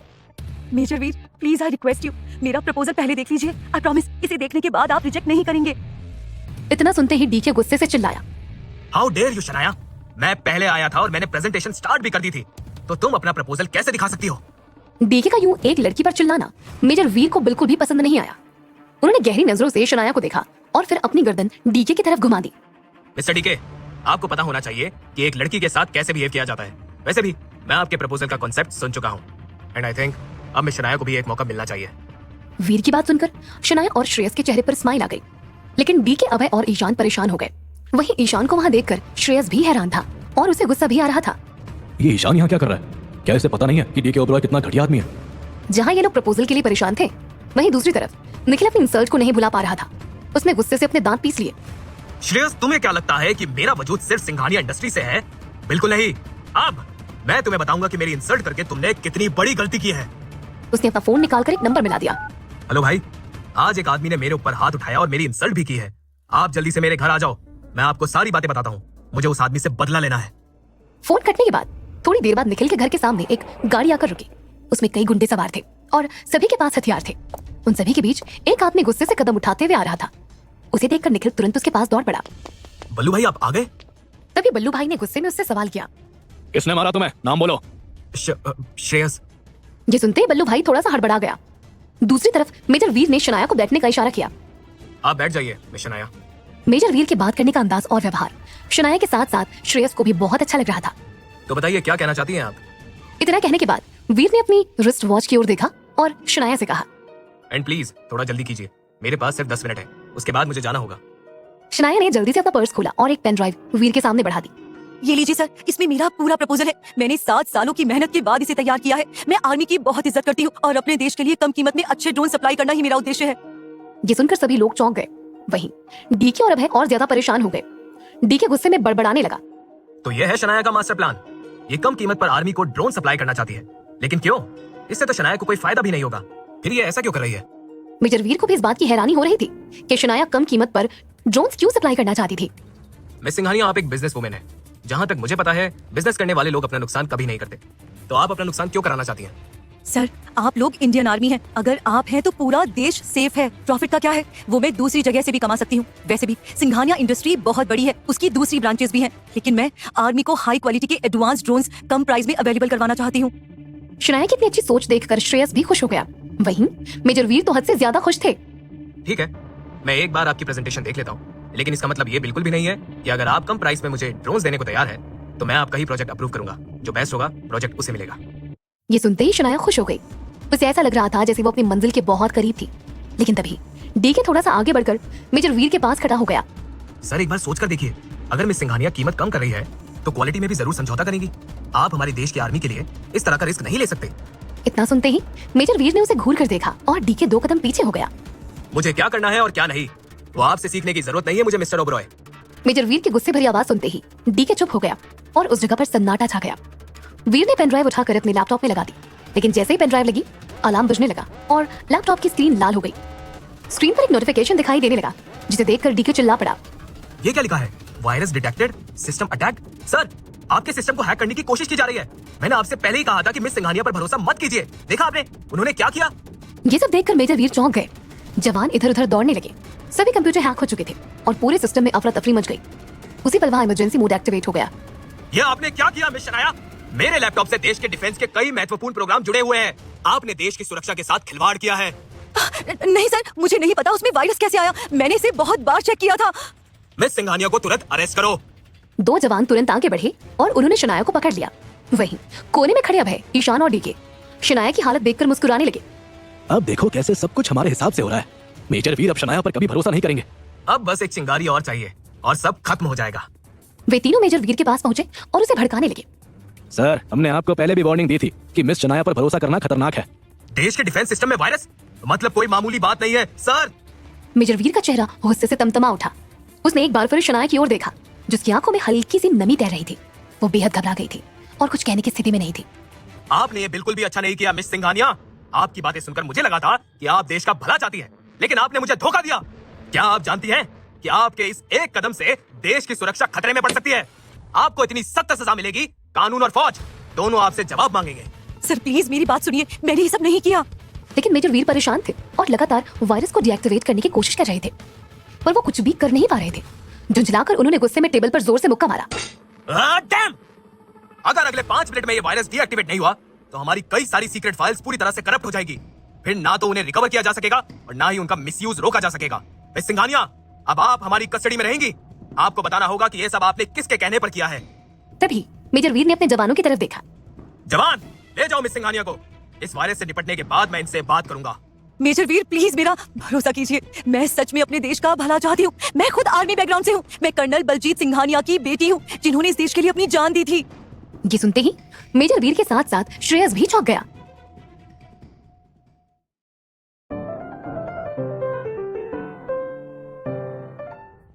कर्नल बलजीत सिंघानिया का नाम सुनते ही मेजर वीर की आंखों में एक रिस्पेक्ट नजर आने लगी। वो कुछ कहता कि तभी पीछे से श्रेयस की आवाज आई। ये किसी की चाल है मेजर वीर। कोई है जो शनाया को फंसा रहा है। आप ही सोचिए वो आपके सामने ऐसा क्यों करेगी? अगर उसे वायरस एक्टिवेट करना ही होता तो वो ये छिपकर कर सकती थी। वो खुद पेन ड्राइव लेकर आपके पास नहीं आती। आप मुझे 3 मिनट दीजिए, मैं इस वायरस को हटाकर सच्चाई सबके सामने लेकर आऊंगा। मेजर वीर ने चौंक कर श्रेयस को देखा। उसकी आंखों में थोड़ी उम्मीद नजर आई। क्या तुम ये कर सकते हो? बिल्कुल, वैसे भी आपके पास कोई और ऑप्शन नहीं है। अगर मैं ऐसा नहीं कर पाया तो आप मुझे भी कैद कर सकते हैं। वीर ने थोड़ी देर सोचने के बाद सिर हिला दिया। ठीक है, 3 मिनट है तुम्हारे पास। तभी डी के बीच में बोल पड़ा। लेकिन सर आप इतना बड़ा रिस्क क्यों ले रहे हैं? ये लोग भरोसे के लायक नहीं है। इस श्रेयस पर बिल्कुल भी भरोसा मत कीजिए। ये जैसा दिखता है वैसा बिल्कुल भी नहीं है। Shut up! अब कोई कुछ नहीं बोलेगा। एंड श्रेयस, अगर तुमने वायरस को डीएक्टिवेट कर दिया तो मैं तुम दोनों को छोड़ दूंगा। श्रेयस तुरंत लैपटॉप की तरफ बढ़ा। उसने अपनी जेब से एक छोटी सी डिवाइस निकाली और उसे सिस्टम में लगाकर काम शुरू कर दिया। उसकी उंगलियां कीबोर्ड पर तेजी से चल रही थी। सबकी नजरें उसी पर थी। डीके, ईशान और अभय के चेहरे की मुस्कान अब धीरे धीरे गायब हो रही थी। ये श्रेयस कुछ ज्यादा ही चालाक नहीं है? हमें इसे रोकना होगा वरना सब कुछ बर्बाद हो जाएगा। लेकिन तब तक बहुत देर हो चुकी थी। डन। सभी की नजर स्क्रीन पर गई, जो अब नीली हो चुकी थी। उसके ऊपर सिस्टम सिक्योर वायरस रिमूव्ड का मैसेज दिख रहा था। मेजर वीर हैरानी से लैपटॉप को देखते हुए सोचने लगा। How it could be possible? इस तरह के कारनामे के बारे में मैंने 7 साल पहले सुना था और टाइगर ने ये किया था, लेकिन मैं कभी टाइगर से नहीं मिल पाया। तभी उसने अपने ख्यालों से बाहर आकर श्रेयस को देखा। Well done Shreyas. सर, मैंने सोर्स भी ट्रेस किया है। इस वायरस का लिंक सीधे एक अननोन मेल आईडी से आया है। नाम बताओ, किसने भेजा ये वायरस? श्रेयस कुछ बोलने ही वाला था, लेकिन अचानक वो चुप हो गया। श्रेयस, मैं तुमसे कुछ पूछ रहा हूँ, बताओ कौन है इसके पीछे? श्रेयस फिर भी चुप रहा। मेजर वीर ने एक कदम आगे बढ़ाया। तुम्हें चुप रहना भारी पड़ सकता है। सर, मैं गलत इंसान को कभी नहीं बचाता, लेकिन अभी मुझे थोड़ा वक्त दीजिए। मैं खुद उस इंसान को आपके सामने लाकर खड़ा करूंगा। बस तब तक शनाया को छोड़ दीजिए, वो निर्दोष है। वीर थोड़ी देर सोच में पड़ गया। उसने फिर शनाया की तरफ देखा, जिसकी आंखों में आंसू थे। ठीक है, मैं तुम दोनों को एक मौका देता हूँ, लेकिन याद रखो ये आखिरी मौका होगा। अगर तुम झूठ बोले या मुझसे कुछ छुपाया तो इसके अंजाम के बारे में तुम सोच भी नहीं सकते। तभी मेजर वीर ने जवानों की तरफ देखा। मिस शनाया को छोड़ दो। जवानों ने शनाया को छोड़ दिया। वो धीरे धीरे चलकर श्रेयस के पास आई। थैंक्स श्रेयस, तुमने फिर से मुझे बचा लिया। अब हमें चलना चाहिए, लेकिन मैं उसे नहीं छोड़ूंगा जिसने ये सब किया है। वो शनाया का हाथ पकड़कर वापस जाने के लिए मुड़ गया, लेकिन तभी मेजर वीर ने उन दोनों को रोका। श्रेयस रुको, मैं समझता हूँ कि मिस शनाया के साथ ठीक नहीं हुआ, बट मैं देश की सेफ्टी के साथ कोई रिस्क नहीं ले सकता। अब मुझे लग रहा है कि मिस शनाया सही थी, उन्होंने ये सब नहीं किया। तो मिस शनाया, अगर आपके पास अपने प्रपोजल की हार्ड कॉपी है तो क्या मैं उसे देख सकता हूँ? तभी उसने मुड़कर डीके की तरफ देखा, जो बिल्कुल चुप खड़ा था। मिस्टर डीके, मैं आपका प्रपोजल देख चुका हूँ, इसलिए आप लोग जा सकते हैं। ये सुनकर डीके गुस्से में वहां से निकल गया, क्योंकि उसे पता था कि मेजर वीर अपना डिसीजन नहीं बदलने वाला था। उनके जाते ही शनाया ने मेजर वीर को हार्ड कॉपी दे दी और फिर उसे अपनी प्रेजेंटेशन दी। मेजर वीर सब कुछ सुनने के बाद खुश हो गया। आपका प्रपोजल मुझे सच में बहुत अच्छा लगा। आपने साबित कर दिया कि आप कर्नल बलजीत की बेटी है। मैं इसे जरूर आगे बढ़ाऊंगा। तभी उसने श्रेयस के ऊपर गहरी नजर डाली। वैसे जिस वायरस को तुमने डीएक्टिवेट किया है उसे इतनी जल्दी डीएक्टिवेट करना इम्पॉसिबल था, तो फिर तुमने ये सब किया कैसे? वो मुझे आईटी फील्ड से रिलेटेड हर चीज की डिटेल तक जाने का शौक है। तुम करते क्या हो? वो मैं डिलीवरी बॉय हूँ। ये सुनते ही मेजर वीर को एक झटका लगा और वो शक भरी नजरों से श्रेयस को देखने लग गया। मैं बिल्कुल नहीं मान सकता कि तुम एक डिलीवरी बॉय हो, क्योंकि जो काम तुमने आज किया है उसे आज तक सिर्फ एक ही आदमी कर पाया है। मैंने भी उसके बारे में सुना था आज से 7 साल पहले। उसके जैसा ना आज तक कोई हुआ है और ना कोई होगा। श्रेयस उसकी बातें ध्यान से सुन रहा था, क्योंकि शनाया की वजह से वो भी अब इस प्रोजेक्ट में इंटरेस्ट लेने लगा था। वीर की बात सुनकर श्रेयस धीरे से मुस्कुराया। जिसकी आप इतनी तारीफ कर रहे हैं, जरूर वो आपका बहुत अच्छा दोस्त रहा होगा, है ना? क्या वो भी आर्मी से थे? इतना सुनते ही मेजर वीर का चेहरा एकदम सीरियस हो गया और उसने अपना मुंह दूसरी तरफ कर लिया। नहीं, हम दोनों दोस्त नहीं थे, बल्कि हम दोनों एक दूसरे के सबसे बड़े कॉम्पिटिटर थे। लेकिन फिर भी मैं हमेशा उसकी बहुत रिस्पेक्ट करता था। तुमने बिल्कुल ठीक कहा, वो भी इंडियन आर्मी से था। मेजर वीर की बात सुनकर अचानक शनाया बीच में बोल पड़ी, क्योंकि वो भी उस आदमी के बारे में जानना चाहती थी जिससे मेजर वीर खुद इतना इम्प्रेस्ड था। आप उनके नाम के आगे था क्यों लगा रहे हैं? क्या वो अब इस दुनिया में नहीं है? मेजर वीर ने धीरे से अपनी गर्दन हिला दी। हाँ, अब वो इस दुनिया में नहीं है। 7 साल पहले वो भी उस लड़ाई में शहीद हो गए, जिस लड़ाई में कर्नल बलजीत सिंघानिया शहीद हुए थे। इतना सुनते ही शनाया के कदम लड़खड़ा गए। अचानक उसकी आंखों के सामने उसकी जिंदगी का वो खौफनाक मंजर एक बार फिर से उभर आया, जिसे वो कभी याद नहीं करना चाहती थी। शनाया अतीत की यादों में खो गई। वो पल जब वो अमेरिका से लौटी थी। जैसे ही वो अपने घर पहुंची, उसके सामने 2 लाशें रखी हुई थी जो पूरी तरह कफन से ढकी हुई थी। ये दृश्य देखकर उसकी आंखों से आंसू बहने लगे और वो लड़खड़ाते कदमों से घर के अंदर चली गई। अंदर जाते ही वो घुटनों के बल बैठ गई और फूट फूट कर रोने लगी। तभी एक तेज हवा का झोंका आया और उसने दोनों लाशों के ऊपर से कफन हटा दिया। ये सब याद आते ही शनाया चीख पड़ी। नहीं! उसके चिल्लाते ही मेजर वीर और श्रेयस ने शनाया को चौंक कर देखा और श्रेयस ने तुरंत उसे जाकर संभाला। क्या हुआ शनाया, तुम ठीक तो हो? लेकिन शनाया पीछे हटने लगी। नहीं, ऐसा नहीं हो सकता। आप मुझे छोड़कर नहीं जा सकते। आप दोनों ने ये ठीक नहीं किया। वो लगातार बड़बड़ाए जा रही थी और अगले ही पल वो बेहोश हो गई। ये देखकर श्रेयस डर गया। शनाया उठो, क्या हुआ? देखो मैं तुम्हारे साथ हूँ, प्लीज आंखें खोलो। श्रेयस ने उसे पकड़कर हिलाया और तभी मेजर वीर ने पानी मंगवाया। कोई पानी लेकर आओ। श्रेयस आंखों में घबराहट के साथ शनाया के मासूम से पसीने से भीगे चेहरे को एकटक देख रहा था। उसके दिल में गहरा दर्द उठ रहा था। पता नहीं क्यों शनाया की ये हालत उससे देखी नहीं गई और उसने शनाया के सर पर हाथ फेरा। प्लीज उठ जाओ शनाया, मैं तुम्हें इस तरह नहीं देख सकता। मेजर वीर ने तभी पानी का गिलास श्रेयस के आगे बढ़ाया और श्रेयस ने शनाया के मुंह पर पानी के छींटे मारे। उठो शनाया प्लीज। तभी शनाया ने धीरे से अपनी आंखें खोली।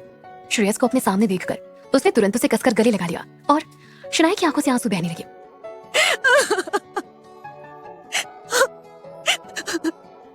वो चले गए श्रेयस, मैं कुछ नहीं कर पाई। मेरी दी और पापा मर गए,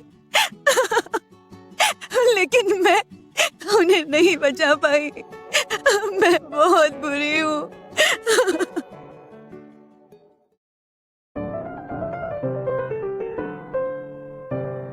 शनाया पूरी तरह से टूट चुकी थी और वो एक छोटी बच्ची की तरह रोई जा रही थी। वहीं श्रेयस एकदम शांत था। उसे देखकर कोई नहीं बता सकता था कि उसके दिल में चल क्या रहा था। वहीं शनाया पूरी तरह होश में आ चुकी थी, लेकिन उसकी आंखों में अभी भी वो डर साफ नजर आ रहा था। उसके हाथ कांप रहे थे और चेहरा सफेद पड़ गया था। तभी श्रेयस ने उसका हाथ पकड़ लिया। चलो शनाया उठो, बाकी बातें हम घर चलकर करेंगे। मेजर वीर शनाया से सवाल करना चाहते थे, लेकिन उसकी हालत देखकर उन्होंने श्रेयस और शनाया को नहीं रोका। ठीक है श्रेयस, तुम शनाया को लेकर जाओ, लेकिन जल्दी ही मैं फिर से तुम लोगों को मिलने के लिए बुलाऊंगा। मुझे ऐसी फीलिंग्स आ रही है कि इस वक्त जो कुछ भी अजीब हो रहा है उसके तार 7 साल पहले हुई उस लड़ाई से जुड़े हैं। मेजर वीर की बात सुनकर शनाया की आंखों में फिर से आंसू आ गए, लेकिन उसने किसी तरह से खुद को संभाला और बाहर आ गई। श्रेयस भी उसके साथ साथ बाहर चला गया। मेजर वीर शांत नजरों से उन्हें जाते हुए देख रहा था। कहीं मेरी नजरों से कुछ छूट तो नहीं रहा, कुछ ऐसा जो बहुत खतरनाक है और जिस तक मैं पहुंच नहीं पा रहा हूँ। शनाया और श्रेयस वापस सिंघानिया मेंशन आ चुके थे। आलिया स्कूल गई हुई थी और नताशा ऑफिस। श्रेयस ने उसे आराम से सोफे पर बैठा दिया और किचन से शनाया के लिए पानी लेकर आया। लो पानी पी लो। शनाया नोटिस कर रही थी कि श्रेयस बहुत ज्यादा सीरियस था, एकदम शांत। उसने अब तक शनाया से एक भी सवाल नहीं पूछा था। ये बात शनाया को बहुत अजीब लगी। श्रेयस जैसे ही उसके पास खड़ा हुआ, शनाया ने उसका हाथ पकड़ लिया और तभी श्रेयस ने मुड़कर अपनी गहरी आंखों से उसे देखा। शनाया ने धीरे से अपनी गर्दन हिलाई। प्लीज अभी मुझे छोड़कर मत जाओ, मुझे अकेले नहीं रहना। श्रेयस वहीं उसके पास सोफे पर बैठ गया। शनाया ने गर्दन घुमाकर ध्यान से उसके चेहरे को देखा, जो बिल्कुल शांत था। एक बात पूछूं? तुमने मुझसे कोई सवाल क्यों नहीं किया? मैंने वहाँ जो कुछ भी कहा उसके बारे में तुमने अब तक मुझसे कुछ भी नहीं पूछा। श्रेयस ने एक गहरी सांस लेकर उसकी आंखों में देखा। तुमसे सवाल करने का हक नहीं है मुझे। हमारे बीच सिर्फ नाम का रिश्ता है जिसे तुमने ही बनाया। फिर मैं किस हक से तुमसे सवाल करूं? शनाया को बिल्कुल भी उम्मीद नहीं थी कि श्रेयस इस तरह से जवाब देगा। वो अंदर ही अंदर टूट रही थी। उसके चेहरे पर एक कड़वी सी मुस्कुराहट आ गई। तुम जानते हो, जब पहली बार मैंने तुम्हें रेस्टोरेंट में देखा तो मुझे उस वक्त अच्छे लगे थे, लेकिन मेरी किस्मत बहुत खराब है। सीरियसली, आज तक जिसके पास भी जाना चाहा वो मुझे छोड़कर चला गया। तुम भी आलिया को लेकर मुझसे दूर चले जाओ। मैं नहीं चाहती मेरी वजह से तुम्हारे ऊपर खतरा आए। इतना सुनते ही श्रेयस ने शनाया का हाथ पकड़ लिया और उसे झटके से अपनी तरफ खींच लिया। शनाया सीधा उसके सीने से जा लगी। वो श्रेयस की आंखों में देख रही थी, जहां उसे आज अपने लिए मोहब्बत नजर आ रही थी, बेइंतहा मोहब्बत। तभी श्रेयस की गहरी आवाज उसके कानों में पड़ी। जब तक हमारा डिवोर्स नहीं हो जाता तब तक मैं तुम्हारा पति हूँ और तुम मेरी पत्नी। ये सच नहीं बदलने वाला शनाया। तुम इस शादी को मानो या ना मानो, लेकिन मैं हमेशा तुम्हारा ध्यान रखूंगा। और हाँ, जब तक तुम खुद मुझे नहीं बताओगी मैं तुमसे कोई सवाल नहीं करूंगा। इतना बोलकर वो वहां से उठ गया और जैसे ही श्रेयस फिर से मुड़ा, शनाया की आवाज ने उसके कदम रोक दिए। मेरी बहन अमायरा और मेरे पापा बलजीत सिंघानिया, वो दोनों मेरी जिंदगी थे, लेकिन एक ही झटके में सब कुछ खत्म हो गया। जब तक वो हमारी लाइफ में नहीं आया था तब तक सब कुछ ठीक था, लेकिन जैसे ही वो मेरी दीदी की जिंदगी में आया, हमारी जिंदगी से खुशियां दूर हो गई। इतना सुनते ही श्रेयस शनाया को गौर से देखने लगा। किसकी बात कर रही हो तुम? शनाया की आंखों से अब आंसू निकलने लगे। उसे अपना वो दर्दनाक अतीत जो याद आ रहा था, जिसे वो कभी याद नहीं करना चाहती थी। दी ने मुझे कभी उसका नाम नहीं बताया, लेकिन वो उसके पीछे पागल थी। मैं बस यही जानती हूँ कि वो भी आर्मी में था और दी का सीनियर था। दी उसकी हर बात मानती थी और फिर एक दिन दी ने फिर से उसकी बात मानी और वही मेरी दी की सबसे बड़ी गलती थी। शनाया की बात सुनकर श्रेयस का चेहरा बिल्कुल सीरियस हो गया। तुम ऐसा क्यों कह रही हो? ऐसा क्या हुआ था शनाया? वो पागल थी उसके प्यार में। उसके एक इशारे पर अपनी जान भी देने को तैयार रहती थी। और देखो, उसका पति मेरी दी की जान लेकर ही माना। काश उस वक्त वो लड़ाई ना हुई होती तो आज सब कुछ इतना खराब ना होता। श्रेयस ने शनाया के कंधे पर हाथ रखकर उसे शांत करने की कोशिश की। देखो शनाया, जो हो चुका है मैं उसे नहीं बदल सकता, लेकिन जो होने वाला है उसमें मैं हमेशा तुम्हारा साथ दूंगा। मैं प्रॉमिस करता हूँ कि जितना मेरे हाथ में होगा तुम्हारे लिए सब कुछ करूंगा। श्रेयस की बातें शनाया को सुकून पहुंचा रही थी। उसने अपनी नजरें झुका ली। वो पूछना चाहती थी कि आखिर श्रेयस उसके लिए सब कुछ करने को क्यों तैयार था, लेकिन फिलहाल उसने कुछ नहीं कहा। श्रेयस शनाया के साथ बात कर रहा था कि तभी उसके फोन पर फिर से नोटिफिकेशन आया और वो तुरंत खड़ा हो गया। ये देखकर शनाया थोड़ी सी चौंक गई। क्या हुआ? श्रेयस के चेहरे के एक्सप्रेशंस एकदम बदल गए और उसने फोन वापस जेब में डाल दिया। कुछ नहीं, एक डिलीवरी देने जाना है, तुम आराम करो। और हाँ, मुझे लगता है कि प्रोजेक्ट तुम्हें ही मिलेगा, तुम उसकी तैयारी भी शुरू कर लो। मैं जाता हूँ। श्रेयस तेजी से बाहर चला गया। शनाया बस खामोश नजरों से उसे जाते हुए देख रही थी। कुछ तो ऐसा है जो हम दोनों के बीच पनप रहा है। क्या इसे ही प्यार कहते हैं? मैं तो ये भी नहीं जानती कि तुम मेरे बारे में क्या सोचते हो, और पता नहीं किस तरह का काम है तुम्हारा। जब भी मैसेज आता है सब कुछ भूलकर तुम तुरंत डिलीवरी करने चले जाते हो। शनाया भी अपनी सोच में डूबी हुई थी कि तभी उसके पास नताशा का कॉल आया। मैम, आपको ऑफिस आना होगा, काफी सारे काम पेंडिंग है। ठीक है, मैं पहुंचती हूँ नताशा। और हाँ, याद से आलिया को स्कूल से ले आना। ध्यान रहे कि तुम खुद उसे लेकर आओगी, ठीक है? जी मैम, ठीक है। वही श्रेयस फिर से डिलीवरी देने जा रहा था। आज उसे थोड़ी ज्यादा ही जल्दी थी। शायद उसे फिर से जाकर शनाया के साथ टाइम स्पेंड करना था। अचानक वो एक कॉलेज के सामने से गुजरा और तभी श्रेयस की नजर कॉलेज ग्राउंड पर पड़ी, जहाँ पर कुछ स्टूडेंट्स की भीड़ लगी थी, लेकिन उसने ध्यान नहीं दिया और वो आगे निकल गया।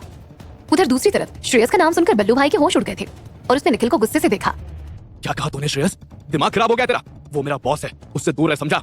लेकिन भाई उसने तुझे इंसल्ट करके जिंदा छोड़ दिया, यही अपना नसीब समझ, और मेरा नंबर अभी के अभी अपने मोबाइल से डिलीट कर दे। आज के बाद तेरा और मेरा कोई रिश्ता नहीं रहा। इतना बोलकर बल्लू भाई वहाँ से निकल गया। वहीं दूसरी तरफ डी के गुस्से से अभय के ऊपर चिल्ला रहा था। ये लड़की और वो श्रेयस, सब बर्बाद कर दिया इन दोनों ने। इतना बोलकर उसने गुस्से से अभय का कॉलर पकड़ लिया। क्या कहा था तुमने कि वो वायरस बहुत खतरनाक है, उसे कोई डीएक्टिवेट नहीं कर सकता? तो फिर कैसे उस श्रेयस ने ये सब कुछ किया? कौन है वो? मुझे उसकी डिटेल्स चाहिए।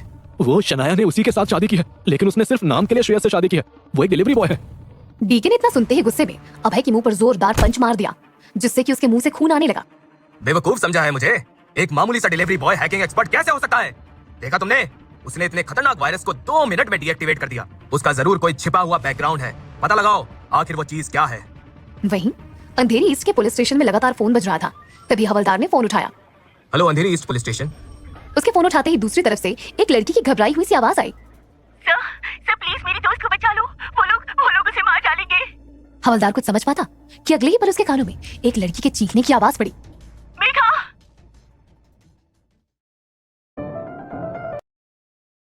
नेक्स्ट एपिसोड के लिए जल्दी से कीजिए सूफियाना FM को सब्सक्राइब और बेल आइकॉन को दबाना मत भूलना। सूफियाना FM, जहां आप सुनेंगे एक से बढ़कर एक दिल को छू लेने वाली रोमांटिक कहानियां।